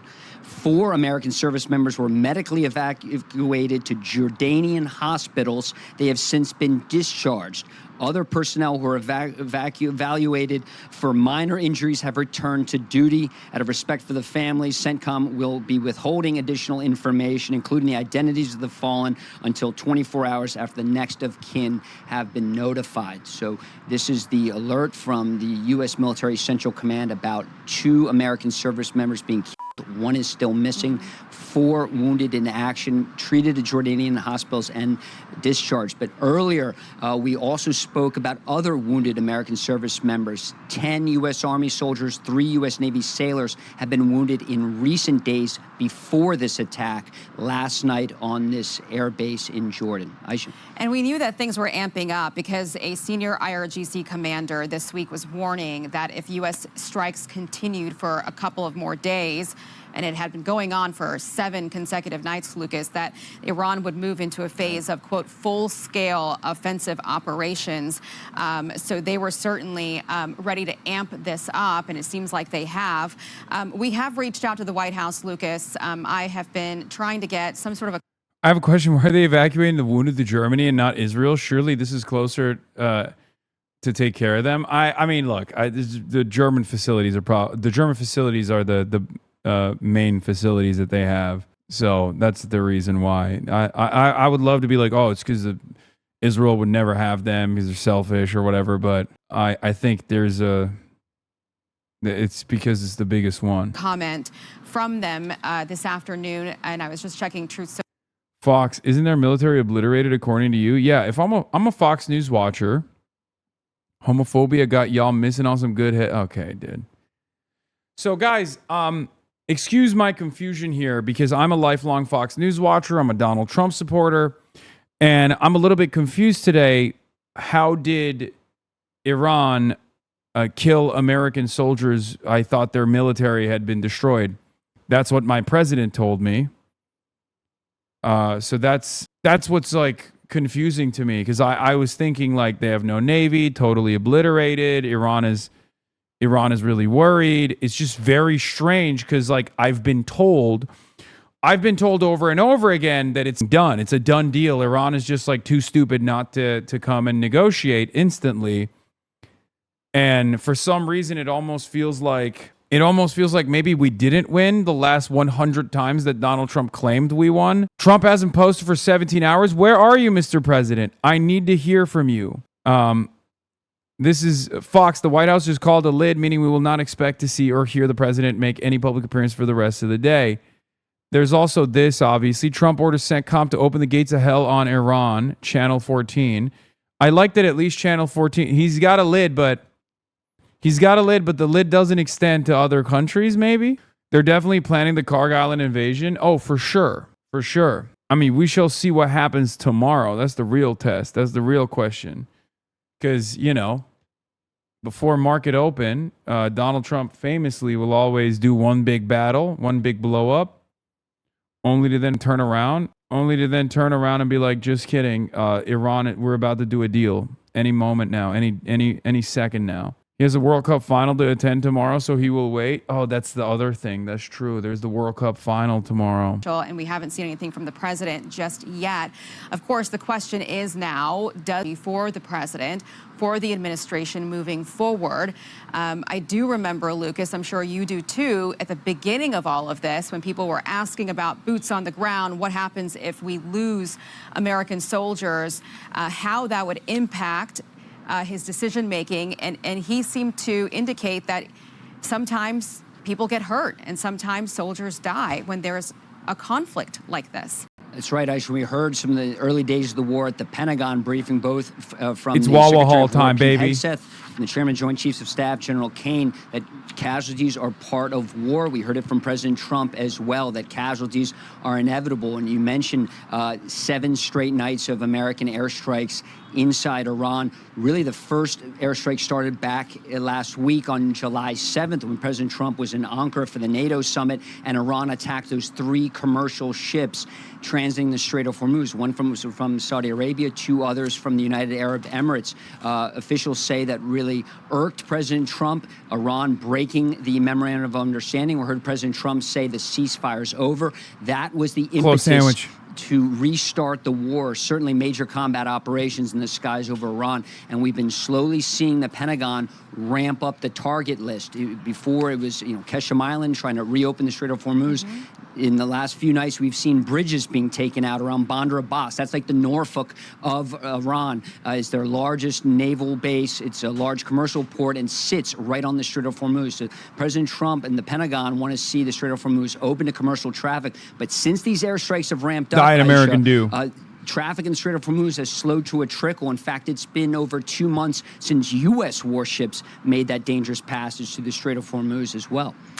Lucas, just very quickly here before I let you go, because I'm reading the CENTCOM statement along with you as well, and obviously details are limited as they are still talking with families, respecting the families. They're trying to withhold as much information about these fallen warriors as much as they can, but just trying to understand what happened here. Do you know if the Jordanians were launching defensive airstrikes in return? Do you know is that what happened here? They just didn't catch a couple of these ballistic missiles? Most likely, the U.S. Air Force was launching strike missions from this base in Jordan.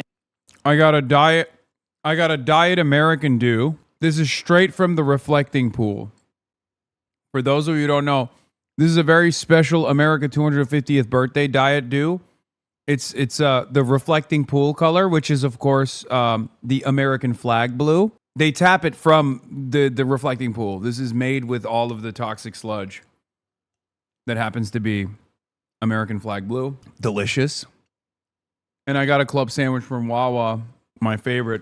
I've talked about this before.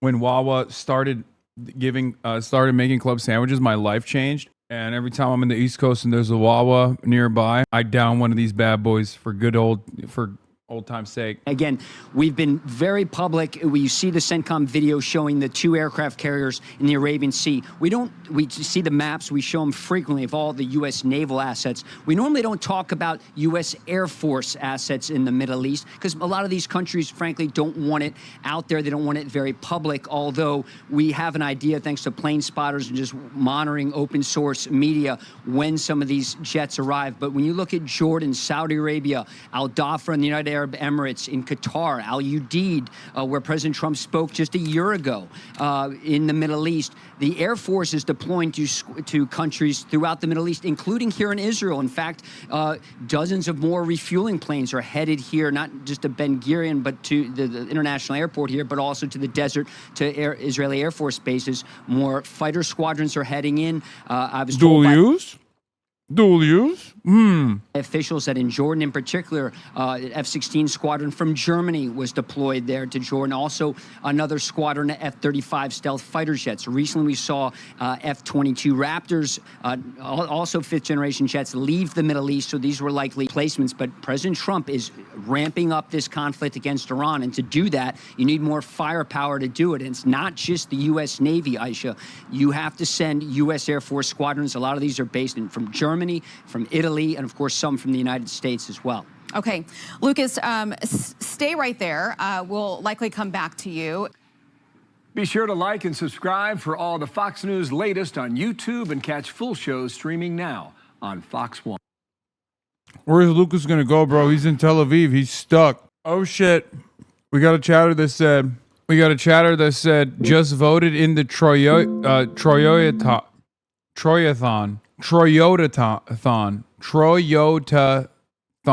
Damn, I had a hard time saying that. UAE is scared. Iran, Fars news agency quoting a well-informed military source. If the United States attacks Iranian infrastructure, the airports of Dubai and Abu Dhabi and the ports of Fujairah and Jebel Ali must be immediately evacuated. Breaking news, UAE Ministry of Foreign Affairs says we express our deep concern regarding the developments in the region and call for an immediate cessation of escalation. Wait, I don't get it. But y'all back that horse. And yes, it's Hoagie Fest, so obviously I got a chicken salad hoagie as well. I just, what I don't understand is, but like this is what you guys wanted, right? Like, are you backing out now? I don't get it. Yeah, is there a problem with the war that you ordered? Because I thought y'all ordered this war And now it kind of feels like you don't like it. Mojtaba Khamenei statement. Oh my God, from Barack Ravid. This guy even has Mojtaba Khamenei's fucking phone number. Whose phone number doesn't this guy have? Iran's supreme leader, Mojtaba Khamenei, the great Satan's repeated violations of the memorandum of understanding signed between the presidents of Iran and the United States once again proved to everyone how worthless and unreliable the signature of the U.S. president is, and that bullying, hegemonic ambitions, and savagery are inseparable elements of the American way and doctrine. The great Satan has once again revealed his true face without a mask, so that this dark experience of crime and bad faith will stand as yet another powerful testament to America's deceitfulness, irrationality, untrustworthiness, and wickedness.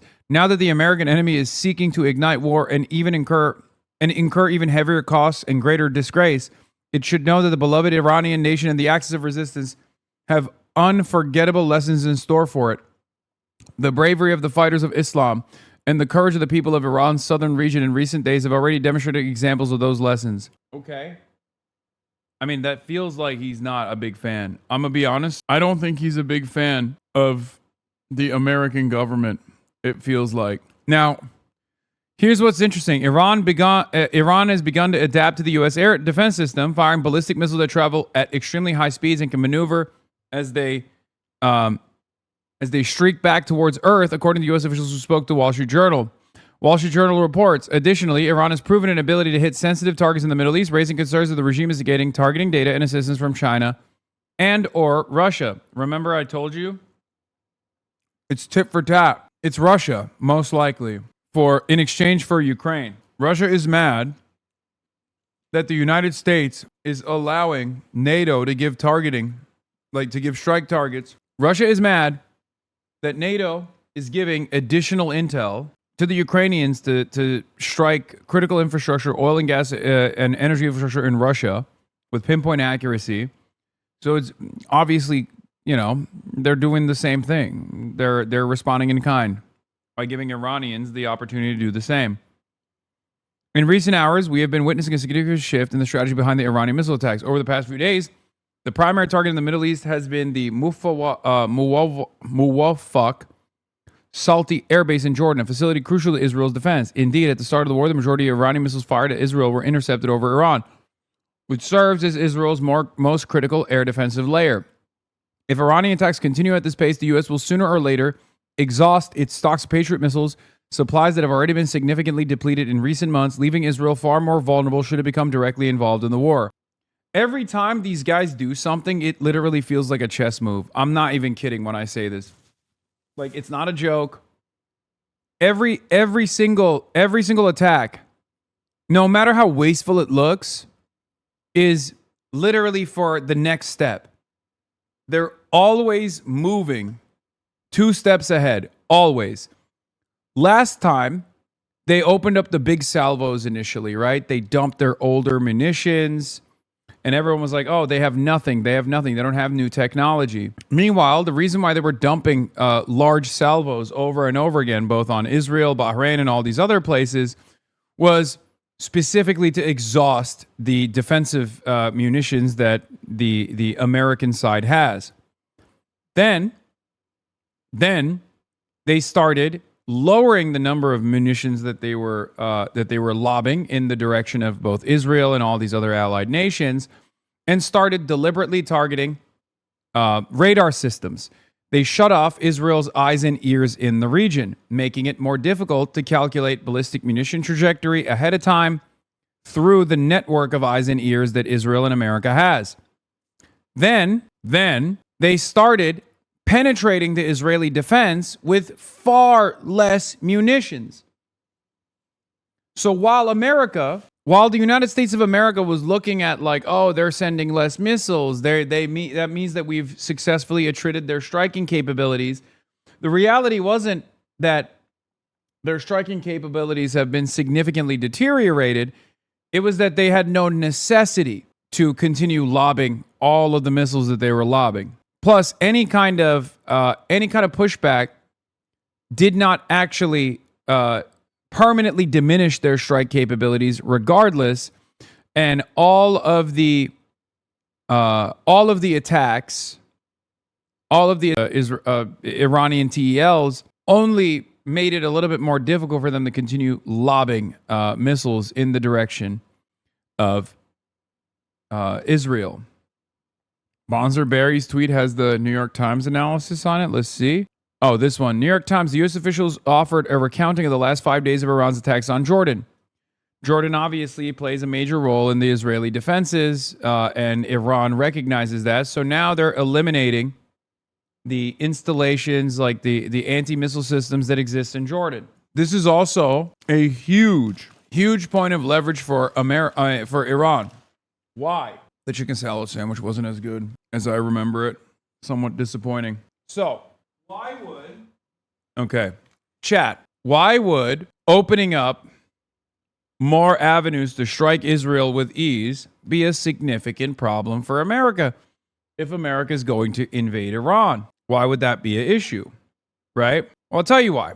Because the primary focus and the entire reason why we are even striking Iran to begin with is because of Israel. So, in some ways, we're cutting out in some ways, because our primary focus is defending Israel, and because our goal is to advance Israel's interests in the region, if Israel is under imminent threat, like far more significant threat by Iranian ballistic munitions, we're probably going to second guess a potential invasion.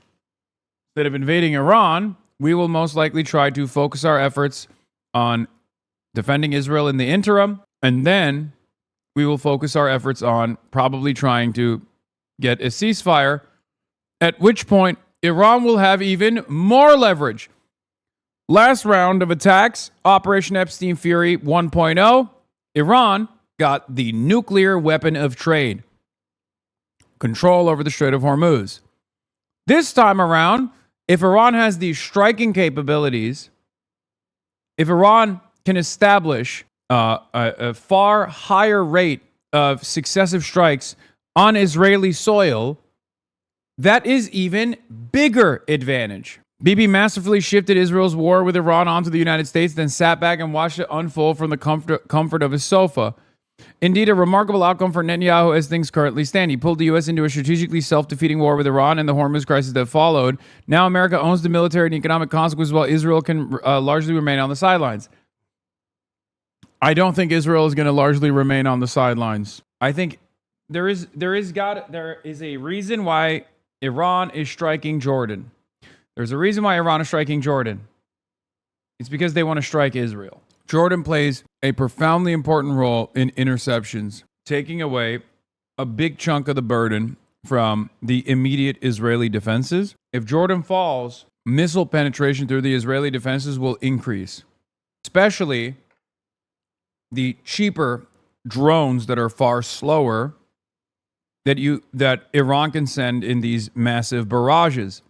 The first attack hit the U.S. forces in Jordan, struck a residential facility in King Faisal Air Base, wounding as many as 5 U.S. service members, they said. This is for the New York Times, reporting on the Jordanian incident. The second hit a base in eastern Jordan where U.S. Black Hawk helicopters were operating from, damaging a significant number of them. Then, 48 hours ago, Iranian missiles hit Jordan's Muwaffaq Salti Air Base in Azraq, which is the same base where troops were killed on Friday, the official said. The earlier strike wounded about 20 troops rushing to take cover in bunkers. No one was killed in that barrage. But on Friday, when the Iranians struck the base again, 2 U.S. troops were killed. The flurry of attacks and the losses they have caused are a sign that Iranian forces not only still have ample missile stocks, but also have become more adept at evading U.S. defense systems, U.S. air defense systems, said the U.S. officials who were speaking on the condition of anonymity to discuss operational manners. By the way, dying before you could actually take cover is an indication of what? I'm asking the classroom. This is Streamer University, but instead we're doing geopolitical affairs. What could it be an indication of that the United States troops positioned inside of a U.S. air base are not running fast enough to get to cover? That's right. No radar and no comms systems. You guessed it. Brilliant answer, chatters. Congratulations. eyes and ears are gone. Okay? That's how it works. They were sleeping. Dog. It's the fucking US military. There is no they're sleeping.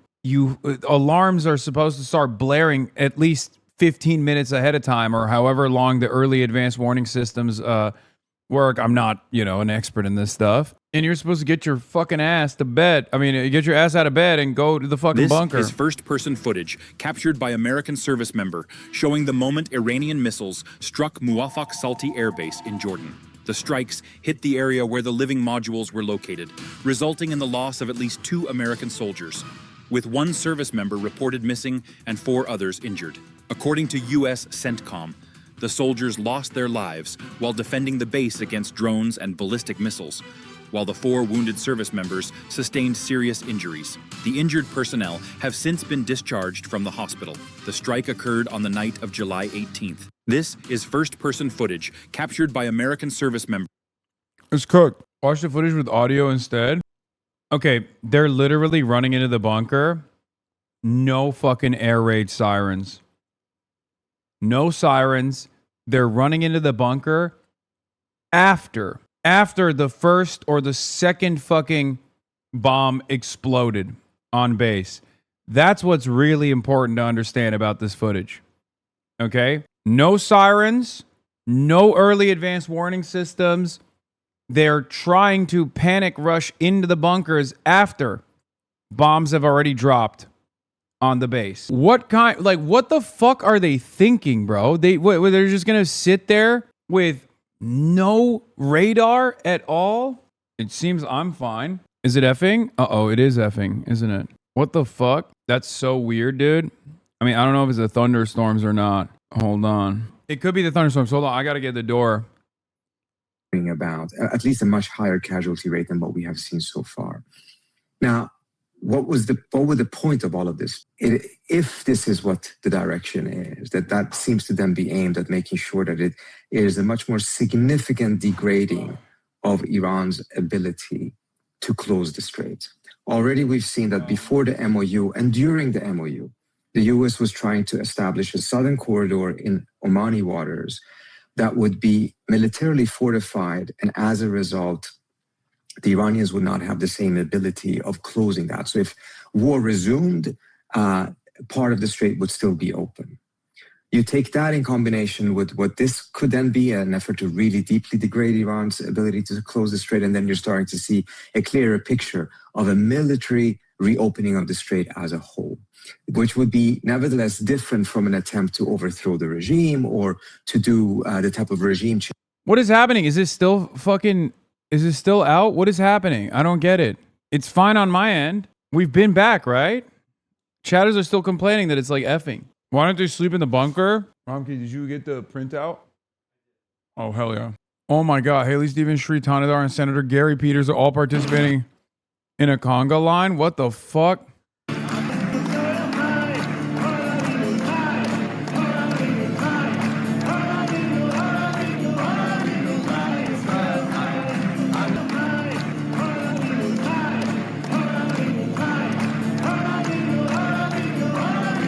Yeah, I'm gonna be honest with you.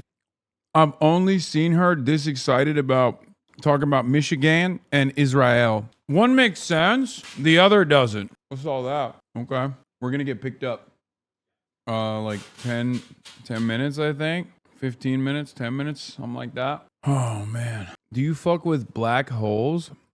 Like space exploration? Wait, are we getting titty cam now? Yes. Crazy that Jocelyn Benson is there when her husband used to work with Abdul when he was the health director for Detroit. Yeah. The U.S. can't protect its Gulf region vassals or its own base against Iranian air power. That lesson was learned in March and forgotten by June. About the extent of Trump's memory capacity, says Mark Ames. Likely the bunkers that video is from. As I assessed last night, the impact of the Iranian ballistic missiles was the billeting berthing area for troops at a time when the area would most likely be occupied by troops not on a mission. Shelters in this area are simple and made of concrete. They're not designed to withstand the impact of a ballistic missile. They are designed to protect you from the fragmentation of a nearby explosion. The shelters usually set up between the berths so that you don't have to go far during incoming attacks to find some safety. There are shelters further away if you have time to get there. These are some older examples, but representative of what troops had available to them last night. It is kind of wild how much money we spend, and yet the American military is so ass. Like, with the amount of healthcare that we're fucking wasting away, you would assume that these motherfuckers are staying in like 5-star accommodations, right? I cannot believe I lost 10K people at that one fucking F, by the way. Twitch, I hate you so much. You are the biggest piece of shit as a platform. It's crazy. Like, literally, total wipeout. One fucking F.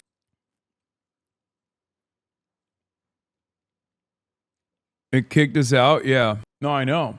And it wasn't even on my end. It was just like a website-related issue. It's expensive to have free healthcare, so what do you mean? Yeah, it's also expensive to have a permanent war all around the world, it seems. Why can't it auto-refresh? Man, I don't fucking know. I don't even know what the hell's wrong with the website.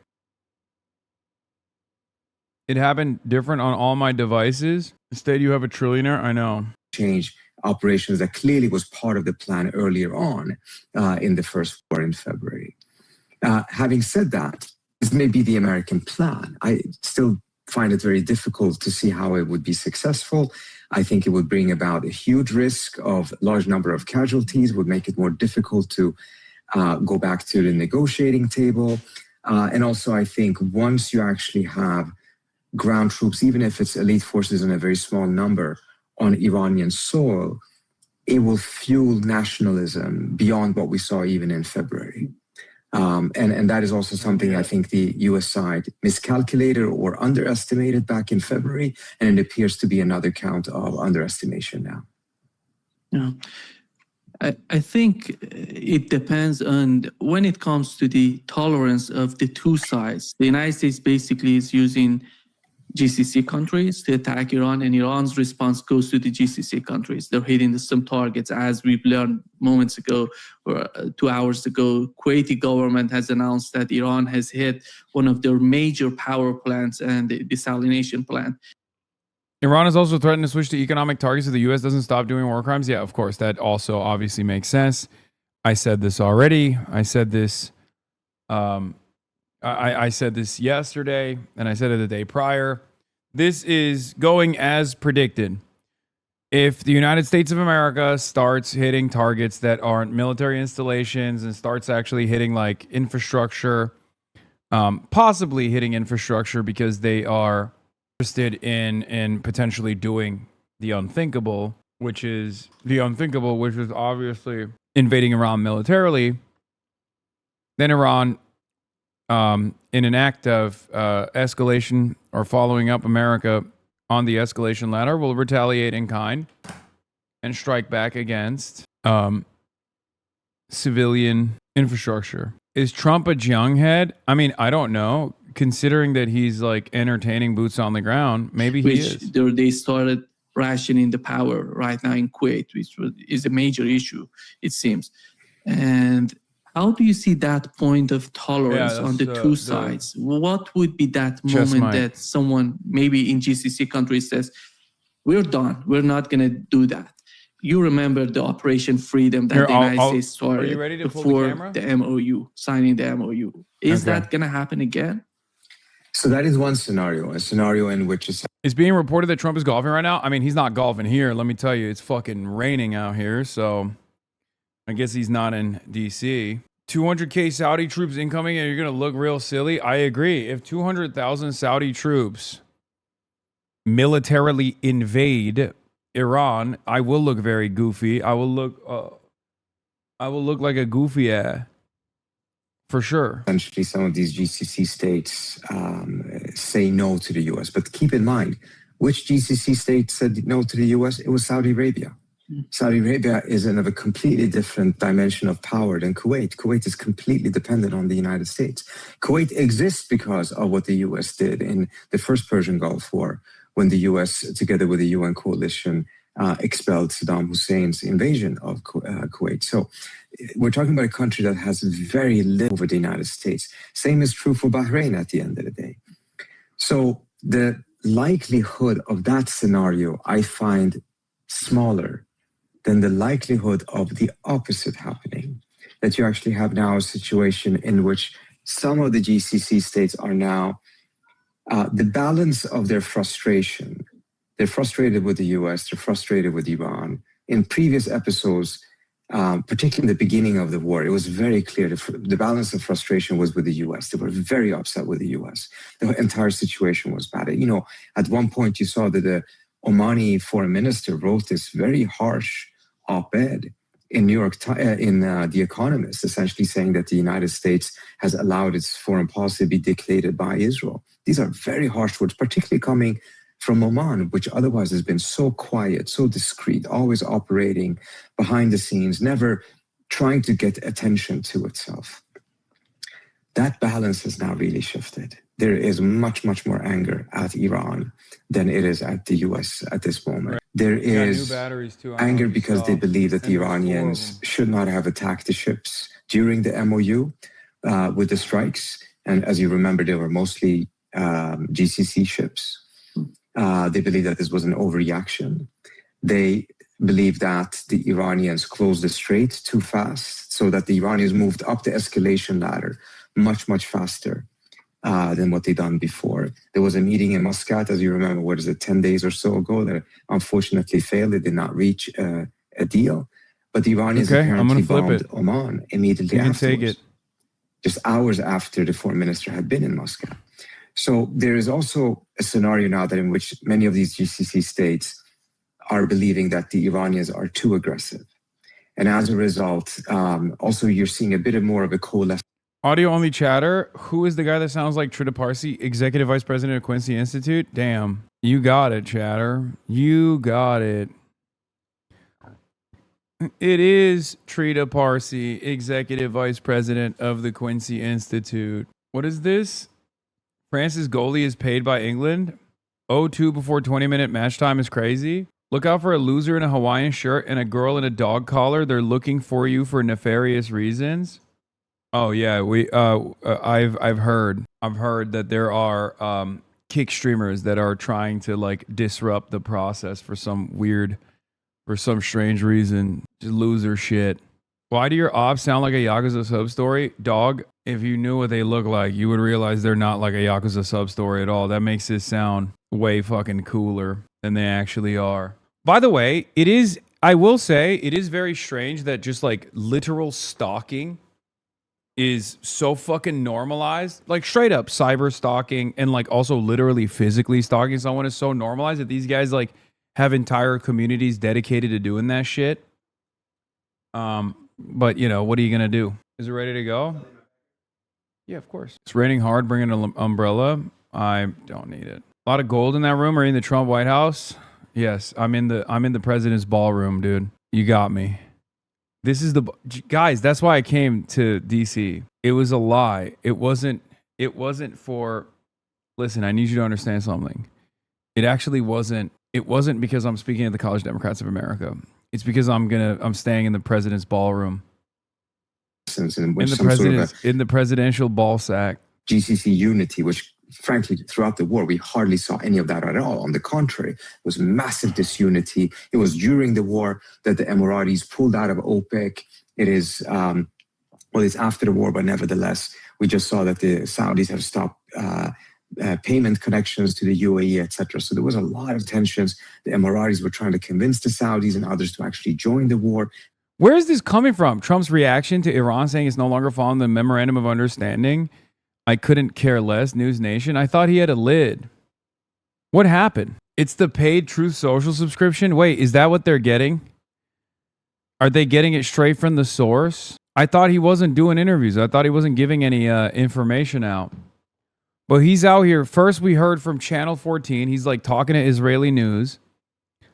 And on top of that, he's talking to fucking Newsroom or Newsmax. What's next, bro? Is he going to do a One America News Network hit too? Yeah, I can't believe the president is a Patreon poster. Early subscriber poster. It's incredible. Trump, in his first reaction to the announcement that 2 U.S. service members were killed in the Iranian attacks, tells News Nation, it's very sad. It's a very sad thing. We hate to see it happen. It's in service to our country. Yeah, when he says our country, he means Israel. Our country of Israel. Later, after Iran announced it was suspending its commitments under the interim agreement, Trump said he couldn't care less. I know. Ay, ay, ay.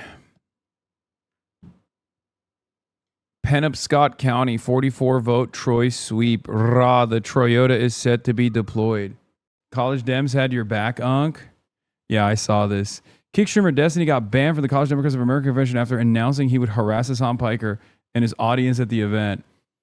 It is very funny. It is very funny to see a guy who like openly was like, I'm going to go to this convention. Wait, it's like, yeah. Yeah, it is the Dutch angle. Guy who openly is like, I'm going to go to an event I wasn't invited to deliberately harass the convention keynote speaker. Yeah, it's definitely better. No, it's fine. Maybe a little bit. Yeah, there you go. We're going to need it wider anyway when I have a guest. What? No, why do you want it? Oh, yeah. True. It probably smells like chicken salad in here.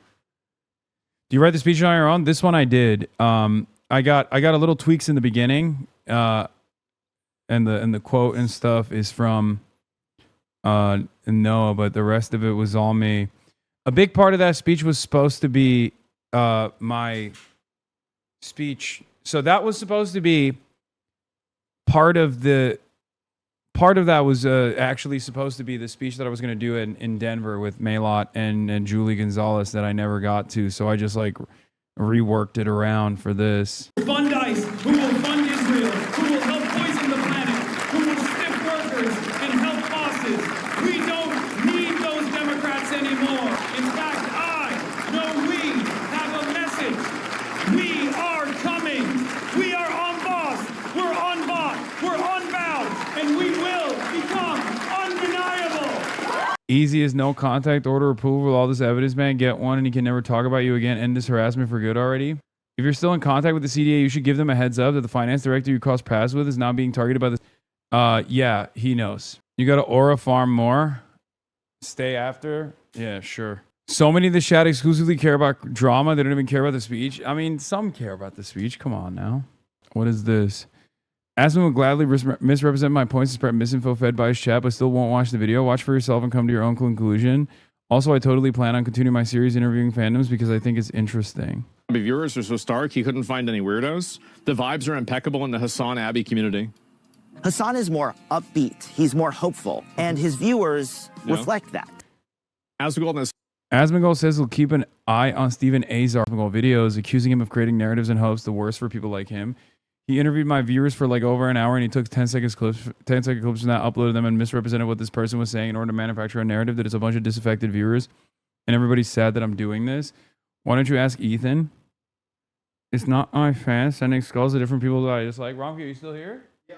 Oh, okay. Oh, all right, perfect. It's not my fans sending skulls to different people that I dislike. Why didn't you ask other creators? Why is the Hasan post so highly among people that live with their parents, but he posts so lowly among people that live with their children? What the?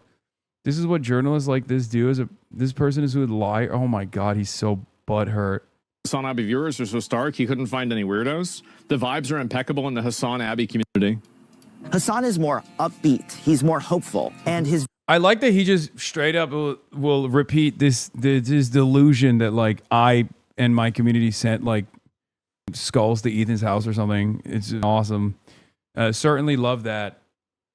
Hey, thanks a lot, Ethan Klein, for making shit up that straight up anti-Semitic, Nazi-aligned content creators use. Yeah, none of the Asmold's audience showed their faces. It's funny. Yeah, I wonder why.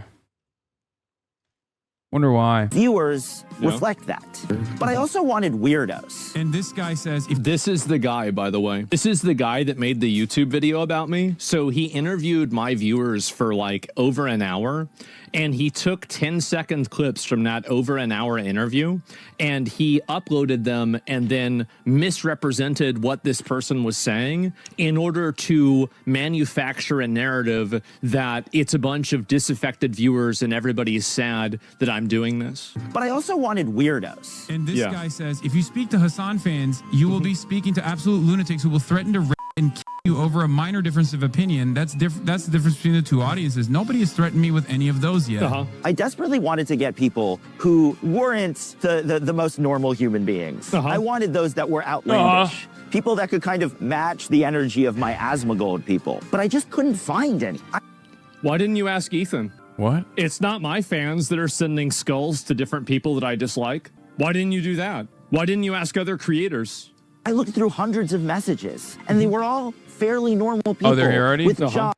It's really funny that he thinks that, you know, if they were to ask creators like, oh, what do you think about Hasan's community versus Asmongold's community? I'm sure that creators would be like, yeah, we hate Hasan's community and we love Asmongold's community. We love the racist chud.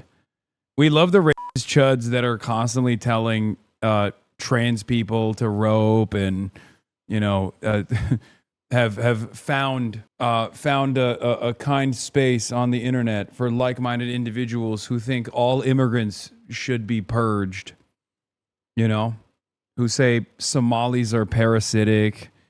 That's definitely what people are looking forward to. That's what people like. Yeah, meanwhile, these are my haters, dude. Are you guys selling those shirts? Yes, we are. Nice. Climb over there. I deliver like Are you Destiny? Yeah. We're not letting you. Oh, yeah, I got that. We're not letting you in because we're worried about competition. We're worried you're going to yell or some shit towards us on. We're not. Yes, and you're racist. I'm sorry. How can I not get into that? We're telling you we're not. It's just crazy because this is like, I think he thought because it's like Democrat in the name, he thought like, oh no, this will be fine. I can just like go out and openly talk about how I'm going to agitate and how I'm going to disrupt the event that, you know, college Democrats have put together, this national convention. Just started watching today. Have you covered the Troy Jackson winning 149 out of 170 delegate seats in the convention yet? No, I haven't.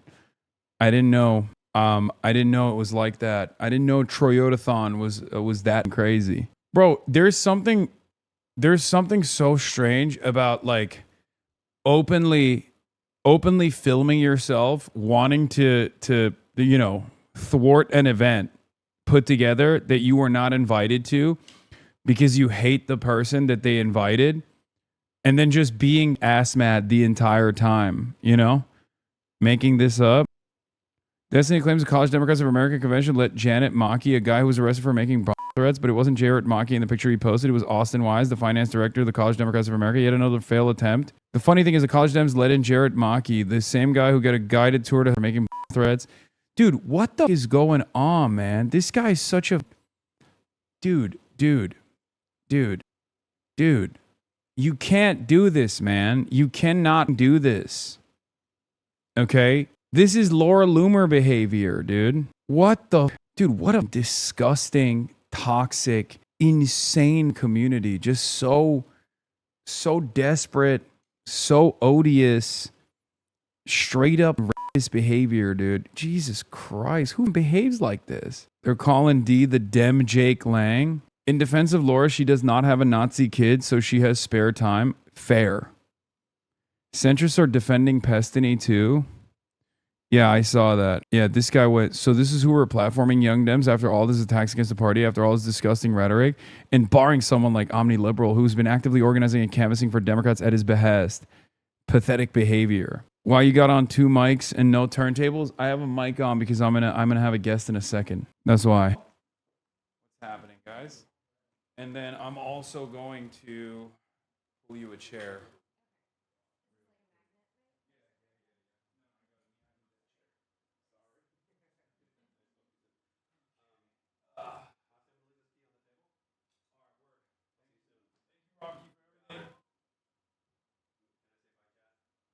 Of course. All right, Romkey's leaving, chat. Bye, chat. Love you guys. NYC DSA. Go. Okay, you're gonna sit here so I can control the stream. Did you put the mic on? All right, hold on. Let me fix the audio so that they can hear you. Okay. All right. This should be. Oh wait, it's so low. There we go. Okay. This should be good now. Cool. Yeah, we brought some stuff. At the bottom's an MDC DSA hat. Uh-huh. And then, Let me just get this out of the way. Okay, this is fine. yeah, but here's Metro the DC, Democratic Socialist Metro Yeah. DC. Wow. Look at that. All right, I love the. I'm collecting all the hats from all the. This is exactly. This is a great one. Yeah. This No, is it's dope. nice. And then we've just got some pins, including Stomp Out Slumlords, which is our tenant organizing campaign in DC. Hell yeah. Look at that. And then a DC flag as well, so you can. A DC flag? Yeah. Okay. Wait, like a Yeah. DSA? Oh no, just like DC. Oh, just like a straight up DC flag. Yeah. Okay. I don't Which- think I've ever seen the DC flag. This is my first time seeing I'm it. biased, but I do think it's probably the best state flag. It kind of available. looks like. Doesn't this like kind of look like the Chicago flag a little bit? Without a little. less colors? I don't know. I don't know what I'm talking about. Don't listen to me. All right. Well, thank you so much for coming on. You guys, Metro DC DSA got a tremendous number of victories put up on the leaderboard a couple weeks ago, and I wanted to hear about how that happened, what you guys have been doing to gear up for it. It kind of came out of nowhere a little bit. Yeah, well, I guess like it seems that way. So I am not in leadership anymore. I was on steering for Metro DC from 2022 to 2024. I just ran and won my local council seat, but it's been sort of a slow going buildup. In 2016, we got a ton of, like DSA in general, we got a ton of people post Bernie. In 2018, we ran a ton of races in Maryland, in Virginia. And then in 2020, we had our first DC win with Janice Lewis George elected to the Ward 4 council seat. And then in 2022, we passed an initiative to raise the tipped minimum wage in DC. We're like building out the chapter capacity. And I mean, this year was historic, but it has been kind of like, we've been building out our electoral strength and tenant organizing and labor organizing at the same time. So what's going to happen? Is Trump going to actually take over DC now? Like, is there a real fear there? I mean, I think there's definitely a fear, but I think like he's threatened to take over DC. He also has like sent ICE into our streets. He sent he sent the National Guard, not just downtown, but into our neighborhoods and everything. And I think like this election shows that we're not afraid of him and that we are going to continue to organize and we're going to continue to fight to protect immigrants, to fight for rent stabilization, for all these protections, and to eventually fight for DC statehood. Wow. So that's Yeah. like one of the goals of the chapter. Okay. Also, Yeah. can you come a little bit closer? Yes. I'm sorry. This is a little bit busted because we're, this is my remote setup. So No, but this is great. There's This like is very issues with the high-tech. focus, unfortunately. There's issues with the audio. Everyone is mad. Oh no. Please introduce yourself to our audience. I forgot to even Oh, no, do you're that. good. Hi, everyone. My name's Aparna Raj. I have been a Metro DC DSA member since 2018 or 2019. I have been a tenant organizer with the chapter, was the chair of the chapter, and I just won the Democratic Party for the Ward 1 DC council seat. So what are some of the major issues? Because like I feel like DC is different than all these other all these other cities in general. Yeah, I mean, in some ways, like we still, like people in other cities, have to pay rent. We have to afford utilities. Yeah. We have to pay for childcare. So the cost of living crisis still bears down on us a ton. And that was a huge part, I think, of like electing Janice, electing me, electing this whole wave of progressives. But we also are especially vulnerable because we don't have statehood. So, there's National Guard walking our streets. Last year, Republicans and Trump just decided to take $1 billion out of our budget. That was gonna go to schools, gonna go to firefighters, like filling potholes, things like that. And they just never gave it back. So we had to— What did you do with it? So it's like they just banned us from being able to use it effectively. Like it's our money, like it was local money, not federal money. But in the federal budget last year, they just put in a rider that said like there's $1 billion that we can't spend effectively. And that's, you know. But what's the reason for that? That sounds insane. It is. I mean, Yeah. their reasoning is DC can't manage a budget, you know, DC can't do this stuff, but it's basically just their way to like try to flex their power over us. And I feel like DC has been the testing site for a lot of the Trump administration's attempts to take over blue cities. So, you know, we were one of the first cities to have ICE on our streets. We had the National Guard on our streets. Wait, someone said there's no stated reason. Yeah, there's no stated reason. Yeah. I mean, it's That's basically insane. just to punish DC and to like That's the throw most their power over insane DC. thing. I mean, he Yeah. does insane stuff all the time, but that seems like exceptionally cruel and stupid. Oh yeah, yeah. And so like we were down on the Hill, and also like we were in, you know, Democratic senators' offices trying to lobby them, and so many of them did not care. Like, you know, because for them it's like DC. Like 2 years ago, or not 2 years ago, in 2023, we passed criminal code revisions, like common sense, public safety, like very, very middle of the road stuff.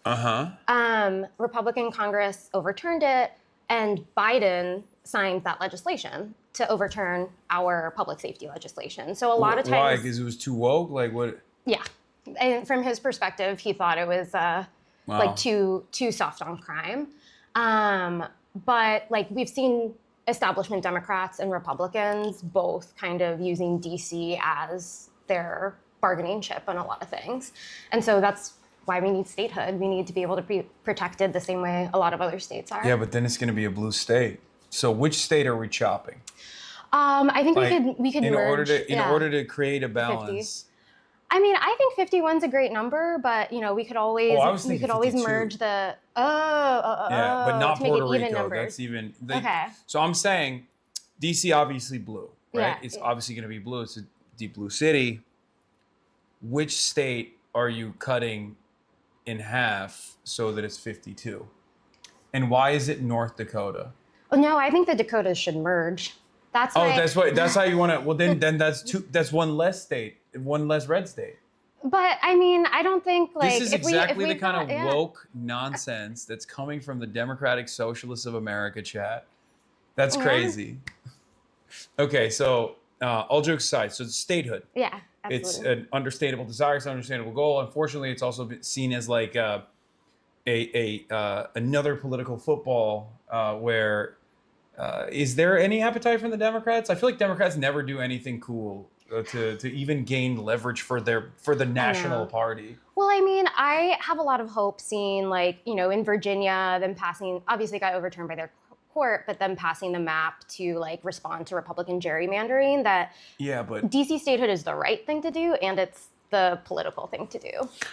yeah, but also at the same time, you know, Spamberger just dunked on it immediately. So that still goes back to Yeah. what I was talking about, which you're no stranger to, which is the ineptitude, or rather the feckless nature of the National Democratic Party that simply wants things to remain intact and seemingly is much more frustrated about any sort of like left momentum, left mobilization, at least in my experience. That's what I've seen.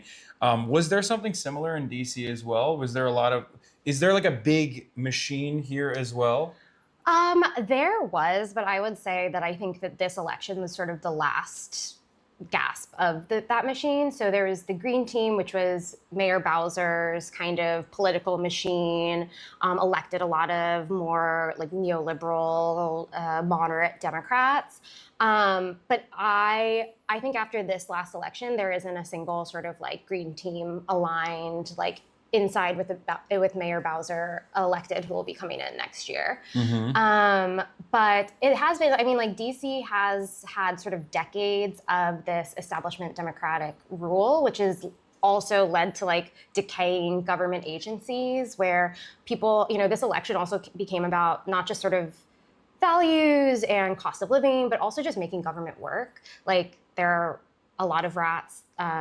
Our trash doesn't get picked up that frequently.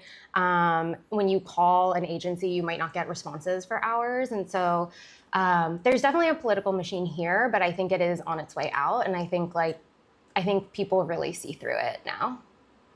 Okay. I mean, that's hopeful for sure. What are the steps? What are the big hurdles in front of DC statehood? That's like the Yeah. biggest goal of the chapter, at least for DC specific. Yeah, I mean, I think like DC statehood is like less likely than it is, like it's more likely that it won't happen than it will. But we've got to fight for it. If we get a Democratic Congress, if we get, a good president, like not just a Democratic president, but a good president, I think that's like the most momentum we'll have. And so like post 2028 is like we've got to push for it. But I think it's going to require like DSA organizing on a national level, mobilizing chapters, especially in swing states, especially in swing districts, to be able to push for it too. Because, like I said, when you go into those Senate offices and you go into those Hill offices, they don't really care about DC. They How care big is about this chapter? people at home. I'm sure someone in the chat will correct me, but I think we hit over 4,000 dues paying members after this election. That's a lot. That's crazy. Yeah, I Damn, think that's like half the city. New York might be higher at this point, but at one point we were had the highest concentration of DSA members. Wow. Yeah, I mean, 4,000 is crazy. New York is 15,000 now, Yeah, but yeah. like that doesn't count. Yeah, exactly. They're in New boosted. York. Yeah. They got boosted a lot, and there's too many people there. Yeah. No, yeah. this is better. That's crazy. 4,000 is very large chapter. I mean, in my experience at least, I feel like the more there's public transit, albeit not the best, but the more there's public transit, the easier it is to organize. And someone is saying 3,500, 3,200. Okay, I gave us a little boost. Damn. That's aspirational. By the end of this year, it'll after hit this 4,000. interview, yeah. Philly is 2.1K. Wow. Yeah, you guys are. I Yeah. mean, that's a big number. Chat. Yeah. That's a huge chapter. It might be one of the biggest chapters in the country. I think, right? I think we're fourth. I think it goes New York City, LA, or we might be third. I think maybe we're third, and then Chicago's fourth. But, Wow. Yeah. That's cool. But yeah, so we have been kind of grinding a little quietly, and for us too, it's just like we're Maryland, DC, and Virginia, so like it's a big reach. So which is kind of nice because there are elections. It's like we're a lot more spread out too. Mm-hmm. Oh, so you guys like cross-pollinate. You work on all the other. You work on all the Virginia stuff too. And Maryland stuff as well. And there are some ballot initiatives this year that I think our Nova Nova branch has endorsed. Okay, that's cool. All right, you guys have any questions? I'm in MD Eastern Shore. How do I join? How does someone join? If they're in Is that might be a separate chapter?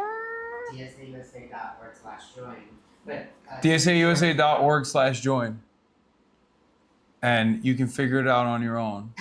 Will MDSA invade Delaware?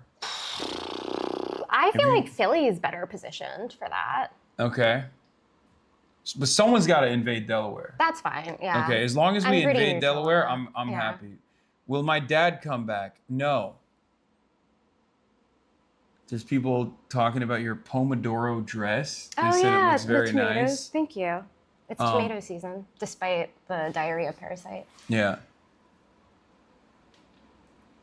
Ask her thought on Rose Bar.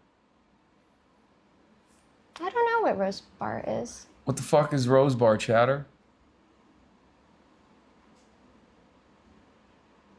Talk about the mayor-elect? Sure, let's talk about the mayor-elect. Yeah. I'll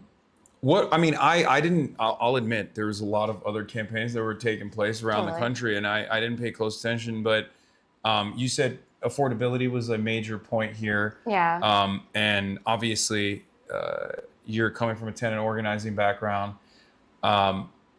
In your experience, before we get to the mayor-elect, in your experience, coming from the tenant organizing background, do you see a lot of people from across the political spectrum that get involved because they see that this is an opportunity to immediately take control over their lives?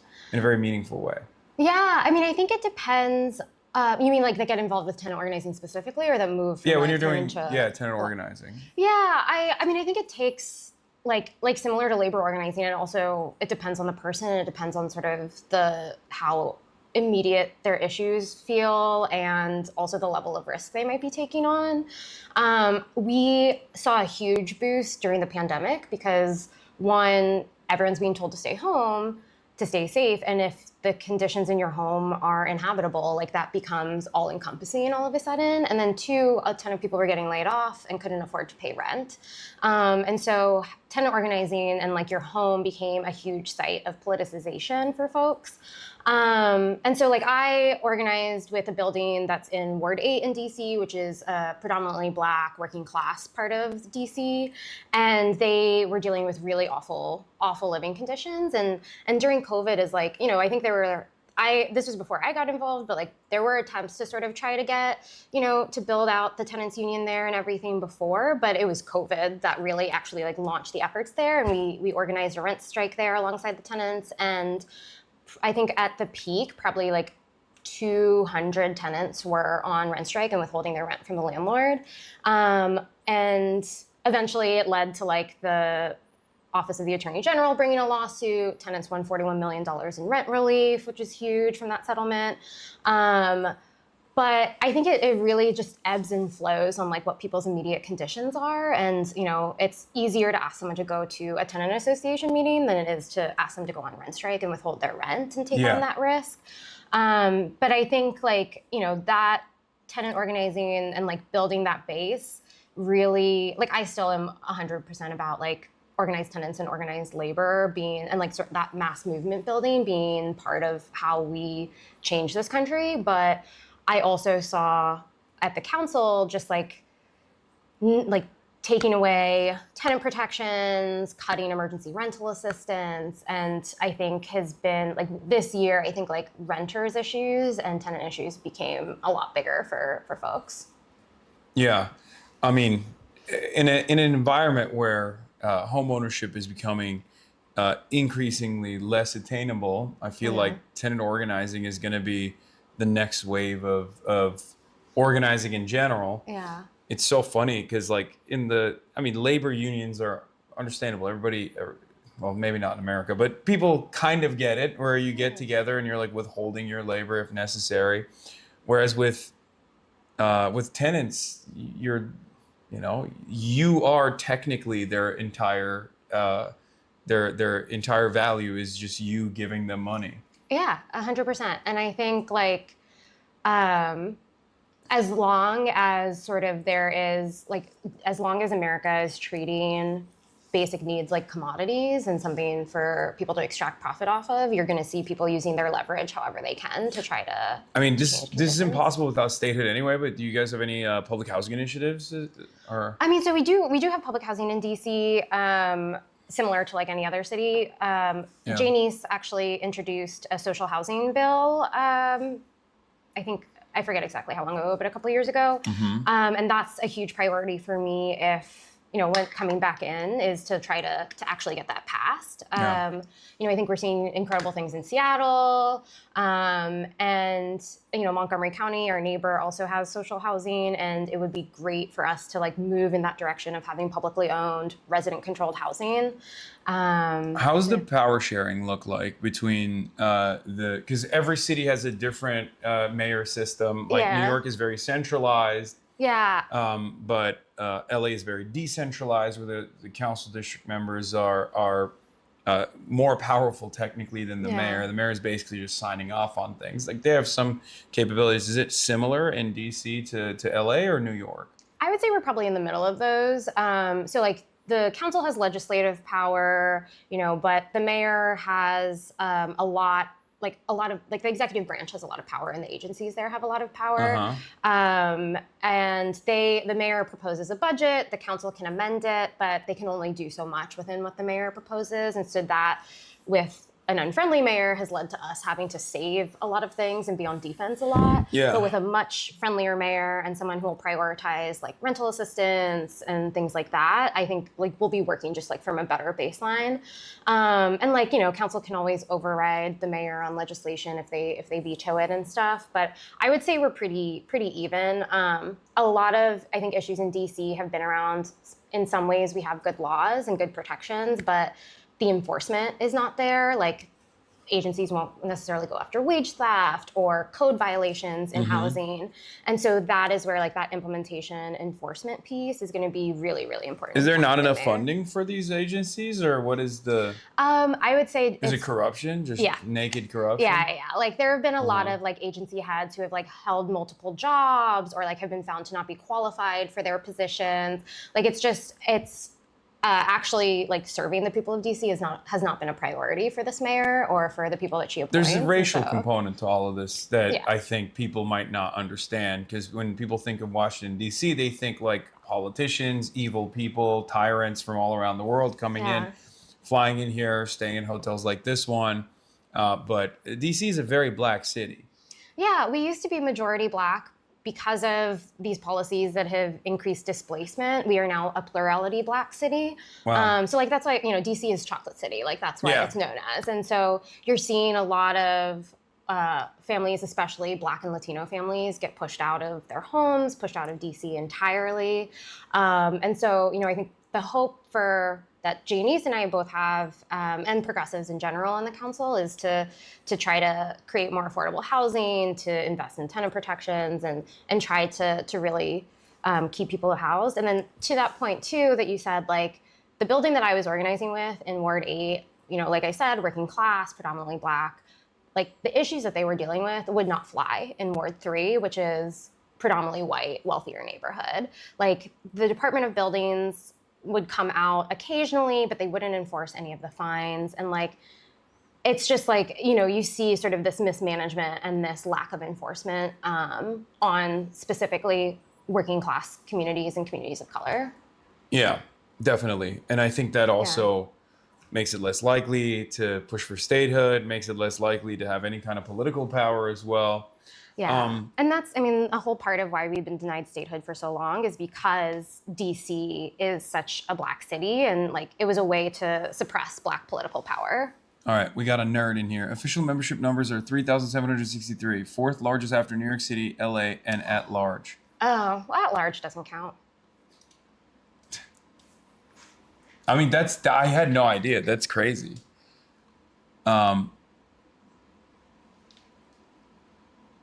Okay, someone is calling out your sorority. Kyle! Yeah.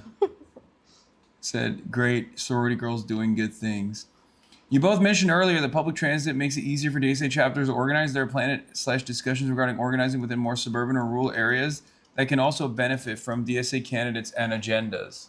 Yeah, I mean, we, like I mentioned, we're the Metro DC chapter, so we are in DC, but we're also in suburban Maryland and in Northern Virginia, and we did have a few endorsed Maryland candidates this past cycle too, and we were able to politicize and talk to voters, and I think like voters who had never been canvassed before, voters who had been like left behind and locked out of the political process in their neighborhoods. So we are actively doing that. And a lot of our early wins in like 2018 and stuff were in those suburban areas.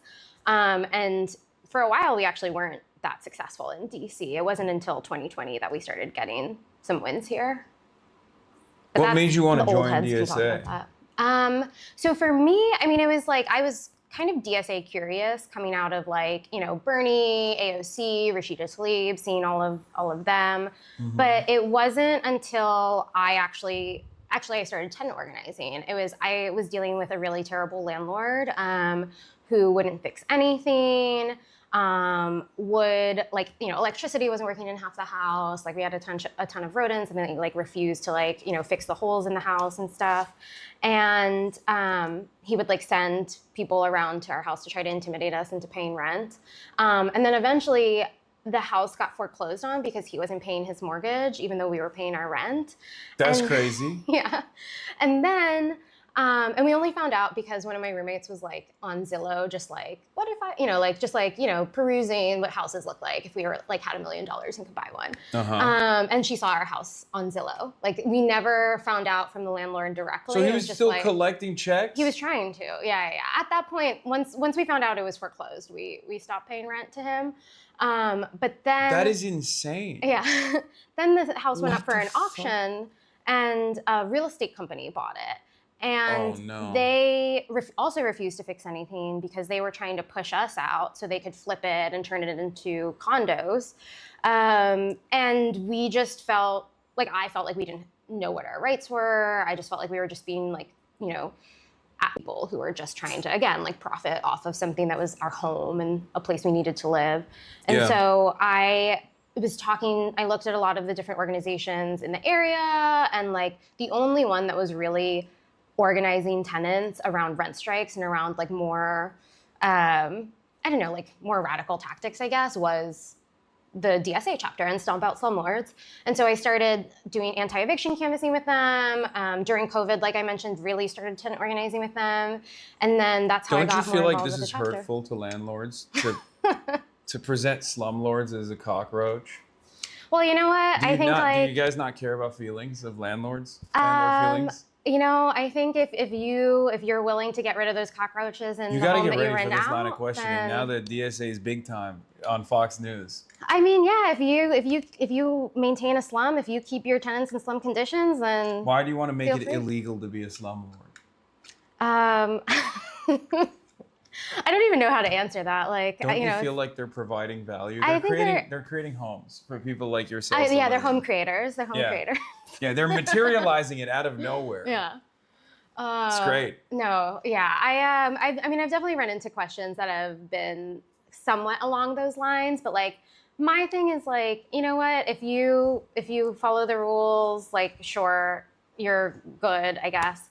But it's like we have so many people who are trying to hike up rent, so many landlords who are trying to hike up rent, even if they're not slumlords. You know, so many landlords who are trying to just like extract every bit of money that they can. Is out there of any tenants. rent stability mechanism here, like price So stability mechanism We in do DC? have rent stabilization. It only applies to buildings built before 1975.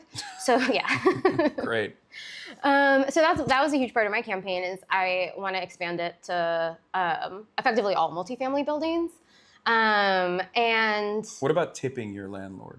oh yeah, Have you- no, have you that's a thought good about idea. that? Yeah, you always have to tip your landlord 25%. Yeah, Okay, nothing that's less. what I yeah, do. Yeah. Yeah.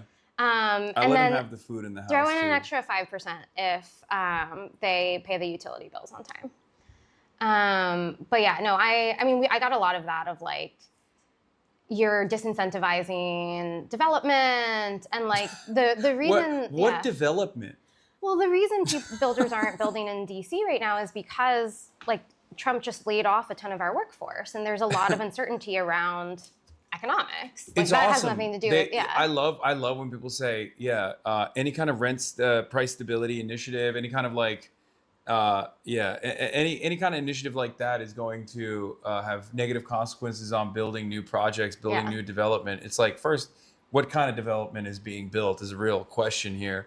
Right. And secondly, where is the development anyway? It's not like they're building and we don't have enough, rent control anyway. Yeah, and it's also like, is the purpose of building more housing to just have buildings, or is it for people to be able to live in those buildings and be able to afford to live in those buildings? Easy question. Like, It's to have more buildings. Oh yeah, no, yeah. Is to have more buildings that They provide BlackRock shade. can Yeah, exactly. to provide value to shareholders. Yes, yeah, of course. I can't of tell. course. I can't tell if you're the basic fact about buildings. No, yeah. Homes are. A I'm so speculative- sorry. Yeah. I always need Homes to keep that in are mind. a speculative asset, and Yeah. it's not like when people. It's kind of yucky when people live in them. Actually. No, yeah. I prefer no. when people don't live in them. Yeah. My favorite is when it's just like, a foreign investor that purchases an entire apartment unit just so that they can park their assets. Yeah. I think we should have like housing for like one, not housing for all. Like one person. Yeah. That might even be too much. As No. long as they're like super rich. Yeah, exactly. And they have other houses where they're displacing other people and not using the house. As long as that's the case. Okay. Can she fix the potholes on MacArthur Boulevard?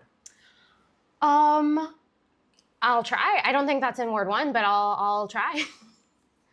Can you ask me about future project Mr. DSA has now after all their successes in Maryland or Virginia? Future project in Maryland or Virginia? Yeah, and also there's a good data center related, electricity bill related question as well. Okay. In Virginia, I know that there are 3 ballot initiatives that are coming up that the chapter is going to be organizing around. So that would be a really good way to get involved in Virginia. In Maryland, I'm not as familiar with what's happening because we just had elections there this year. I don't even know what Maryland is. I'm totally unfamiliar. And then, the other one was about Virginia and power bills. Oh, yeah.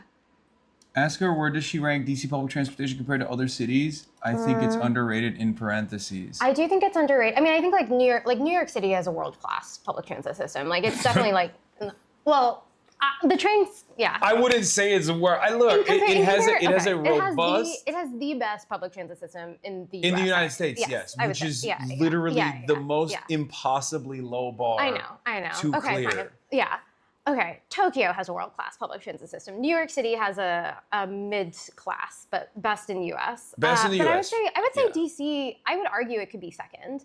Like I can get effectively. I mean, it's not as reliable as it should be yet. It's not like routes aren't as direct as they could be yet, but between metro and buses, I feel like I can get anywhere. Is there any initiative to build more lines? Or yeah, I mean, I think less than the metro itself. I think the bus system is where people are prioritizing, like trying to get it to be more reliable, trying to get routes to increase the number of routes, build more bus priority lanes, things like that. But I do think it's pretty good. I took the bus here. I was told there's going to be a $10 increase.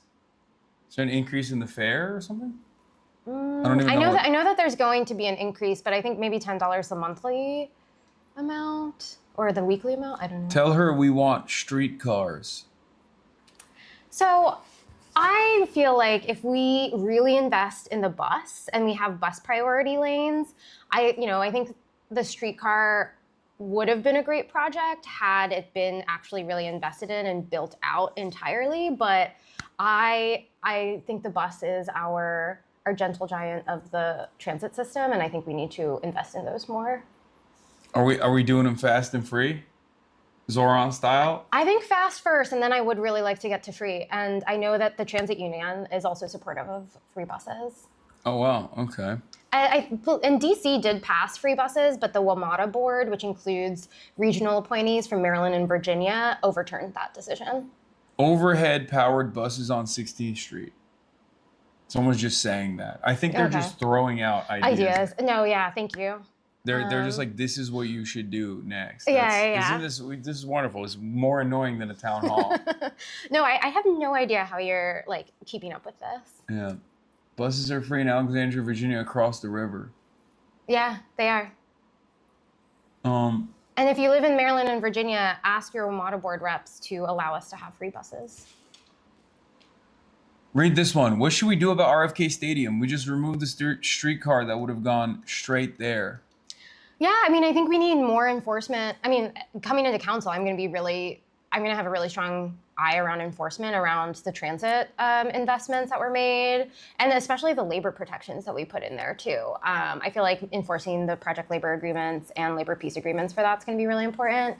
But yeah, I think we got to invest in more bus lines and stuff to go to RFK because traffic is going to be a cluster on game days. Yeah.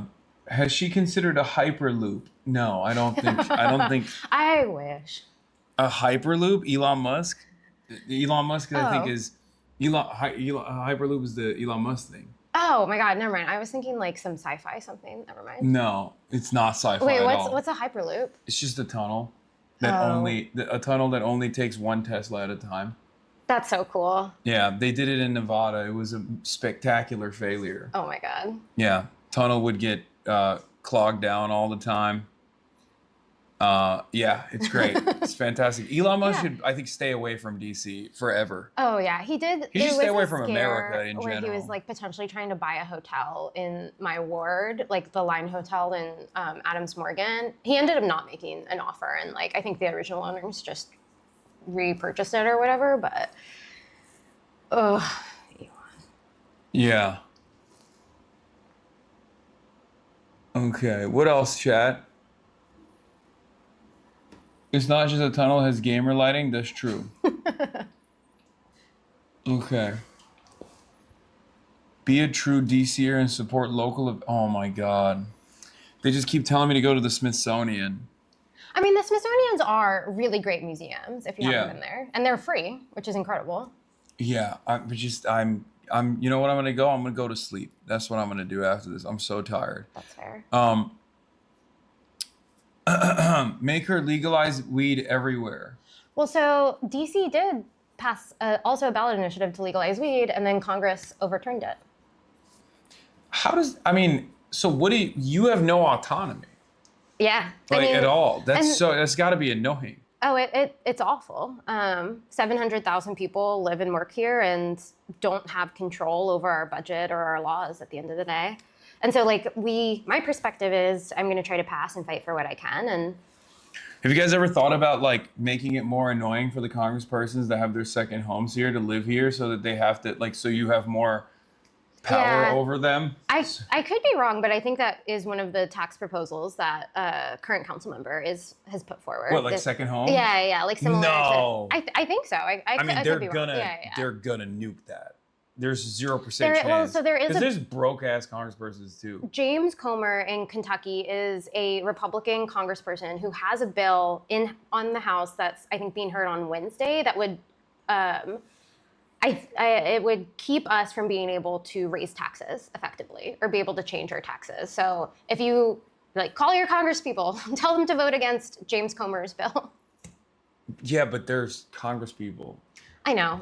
So they I know. are never gonna allow to I know. be taxed extra. But I think also like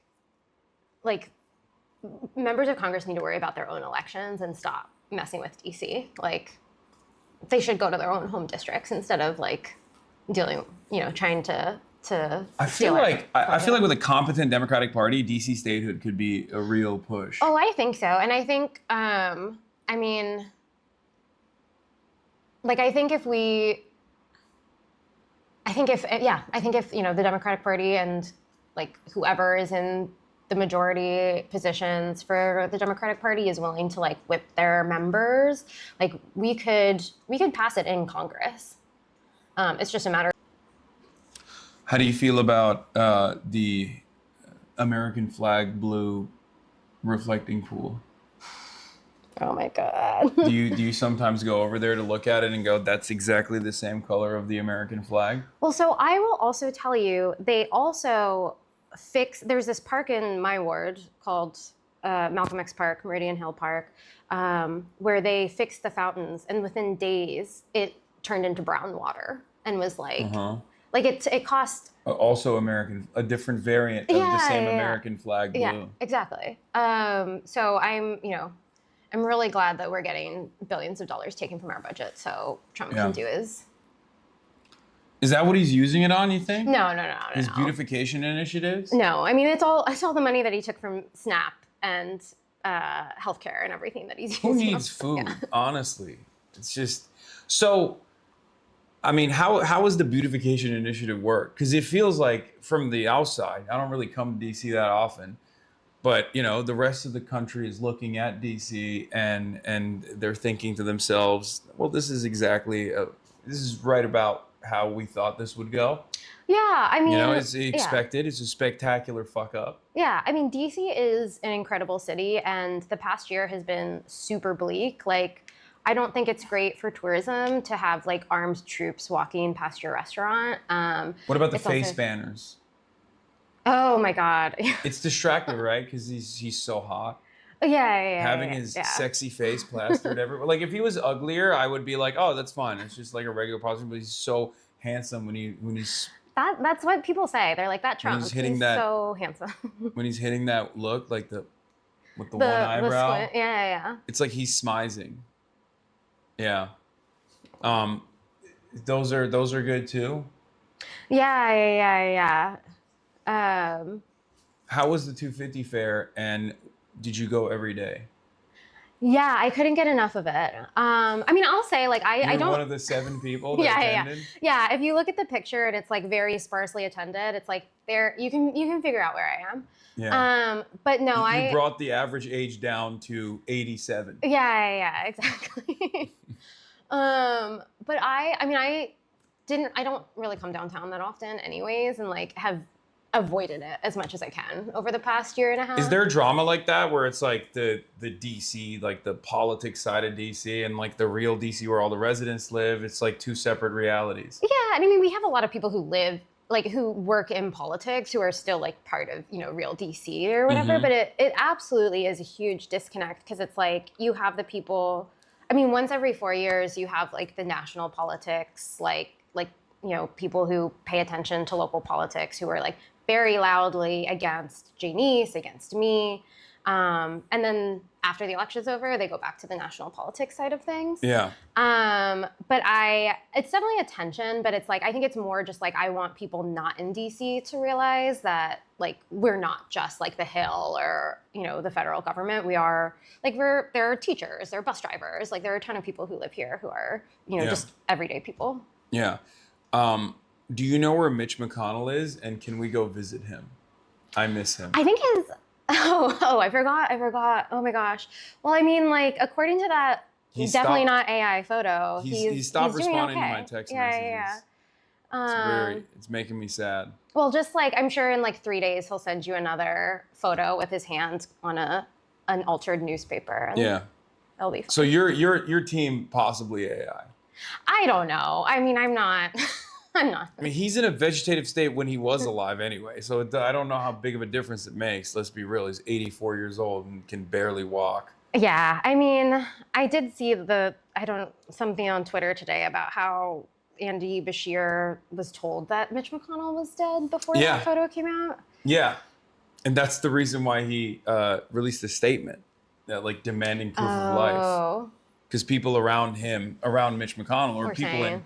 in Kentucky politics were saying, there was a new picture today. Wait, really? Let me see. Send me the new photo, chatters.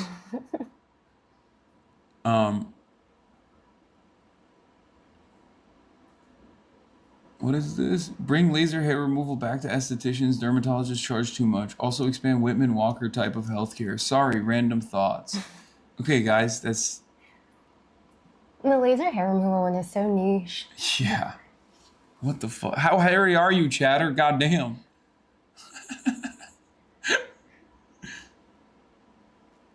Okay, I don't think there's a new picture that came out today. Oh, someone's just. I think people are just lying. What? Oh. Okay, dude. Oh. Mitch McConnell is dead, but his office released a new photo of him wearing the same shirt as the other photo. Yeah, I don't think...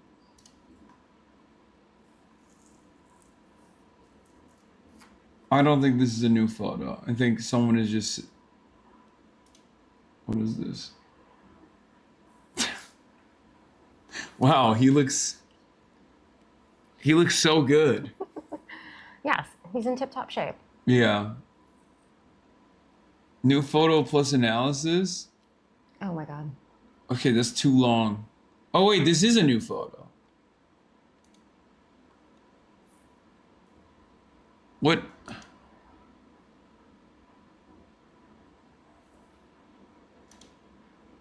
This.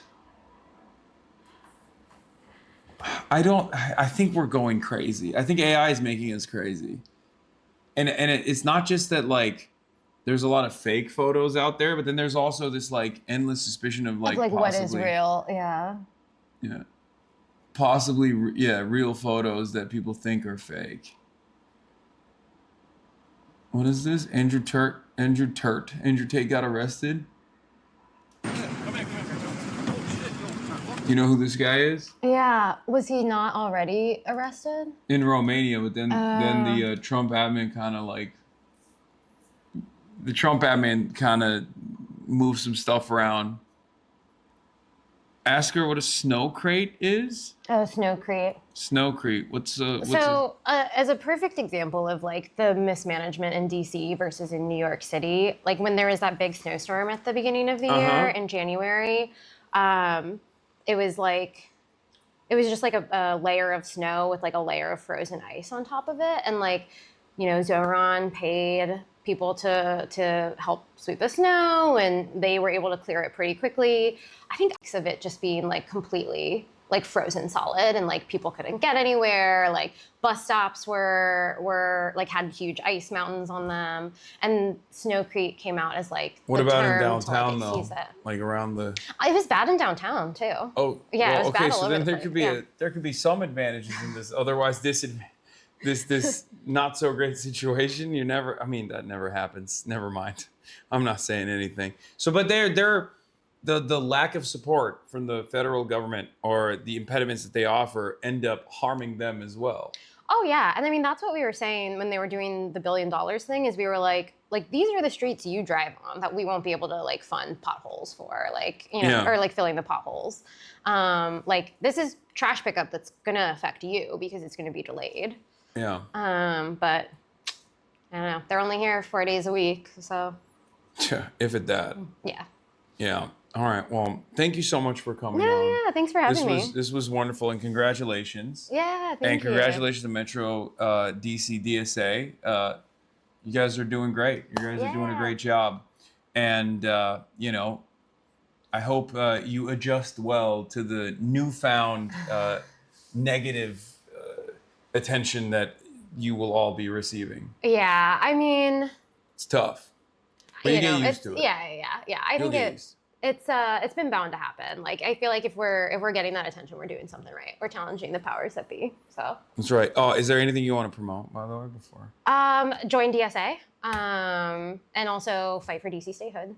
Tell your senators and your congresspeople. Okay, thank you so much. Yeah, no, thank you. Thank you. All right. Let me get that. And thank you everyone who complimented my dress. All right. Okay. Andrew Tate getting arrested. Come over here by me. Back up. Guys, back up. You know this corner? Will you be able to pull it up some sort of All right. What the is going on? Is it ice? Is it actually ice? Because that makes this kind of funny. It's like the one time. Because he's like super anti-immigrant. Is the Burnham government finally doing something good? Is it the British government? Is there like an extradition demand or something? What's going on? U.S. Marshal Service? British prosecutors announced last Saturday that they were seeking the extradition of the brothers on trafficking charges. Wow. That's pretty crazy. Have you seen the news? Shut the up. Oh, wow. It's like a whole ass TMZ operation. Hold on. I got to pee real quick. That's crazy. Mr. Tate, would you mind signing? Hey, Tate. Come back. Come over here by me. Back up. Guys, back up. You know this corner? We'll pull it up some sort of. You gotta get this. Okay. Tristan, anything to say? Wow. I mean, as you guys know, I support our law enforcement to the hilt.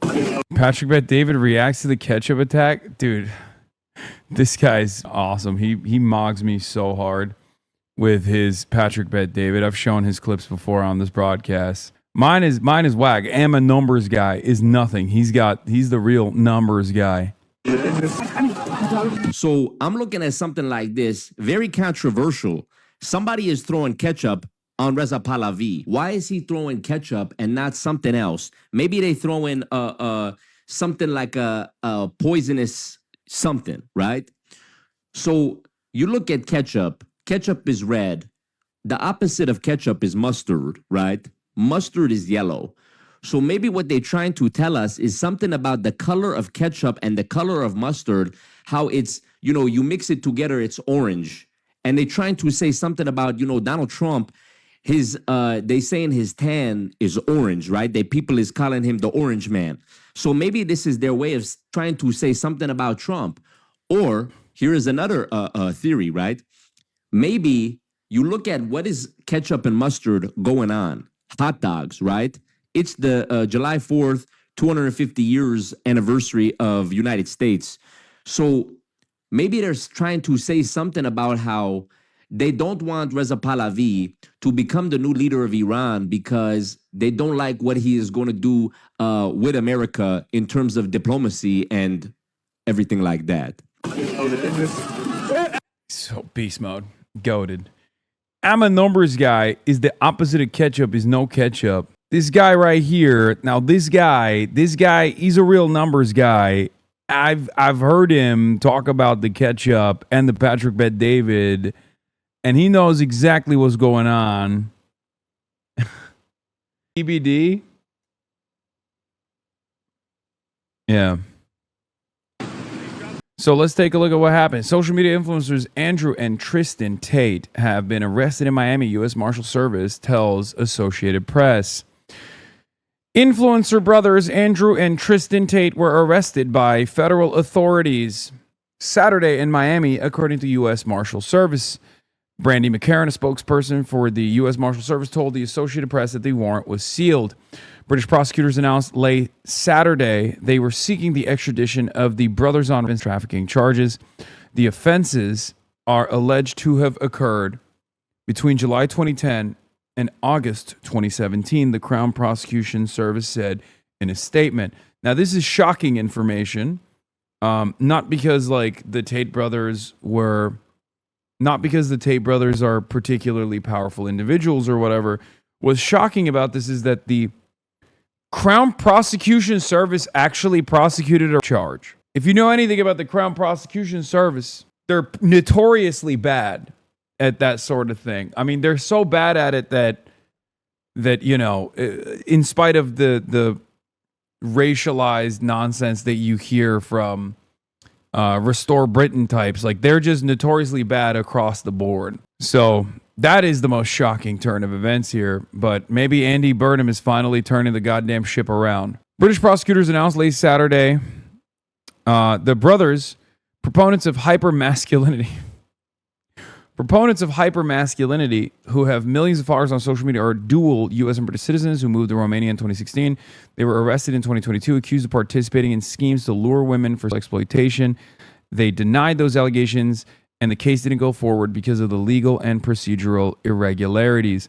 The former professional kickboxers have amassed a following of fans, particularly young men and boys, by professing a lifestyle of luxury and unapologetic misogyny. The pending charges in the United Kingdom accused the brothers of abusing women between 2012 and 2015 in an area north of London where they grew up. Their lawyers had said they denied the allegations. I just had Andrew and Tristan Tate arrested in Miami for wearing these outfits. Oh my God, look at how short his pants are. Oh my God. Oh my God, what the was this guy doing? I didn't even realize those pants. Oh my God, I was so focused on the skin tight, disgusting purple shirt that I didn't even notice what the Pirate Lord, straight up doubloons. Why is his brother bald now? It's really funny. His brother also got the craziest nose job I've ever seen in my dang life. Genuinely a wild nose job. His nose looks like a button nose now. Quaalude Sparrow. That's funny. Oh my God. We got to show support and show love to the College Democrats of America, chat. Holy, every annoying person on the internet is yelling at them right now. It's kind of unbelievable. Troy Jackson swept Cumberland and secured a majority of delegates. Did you see what Mellon had to say about AOC? Did he go to the beach that makes you old? That's disrespect, man. That's disrespect on our boy, on Mellon boy.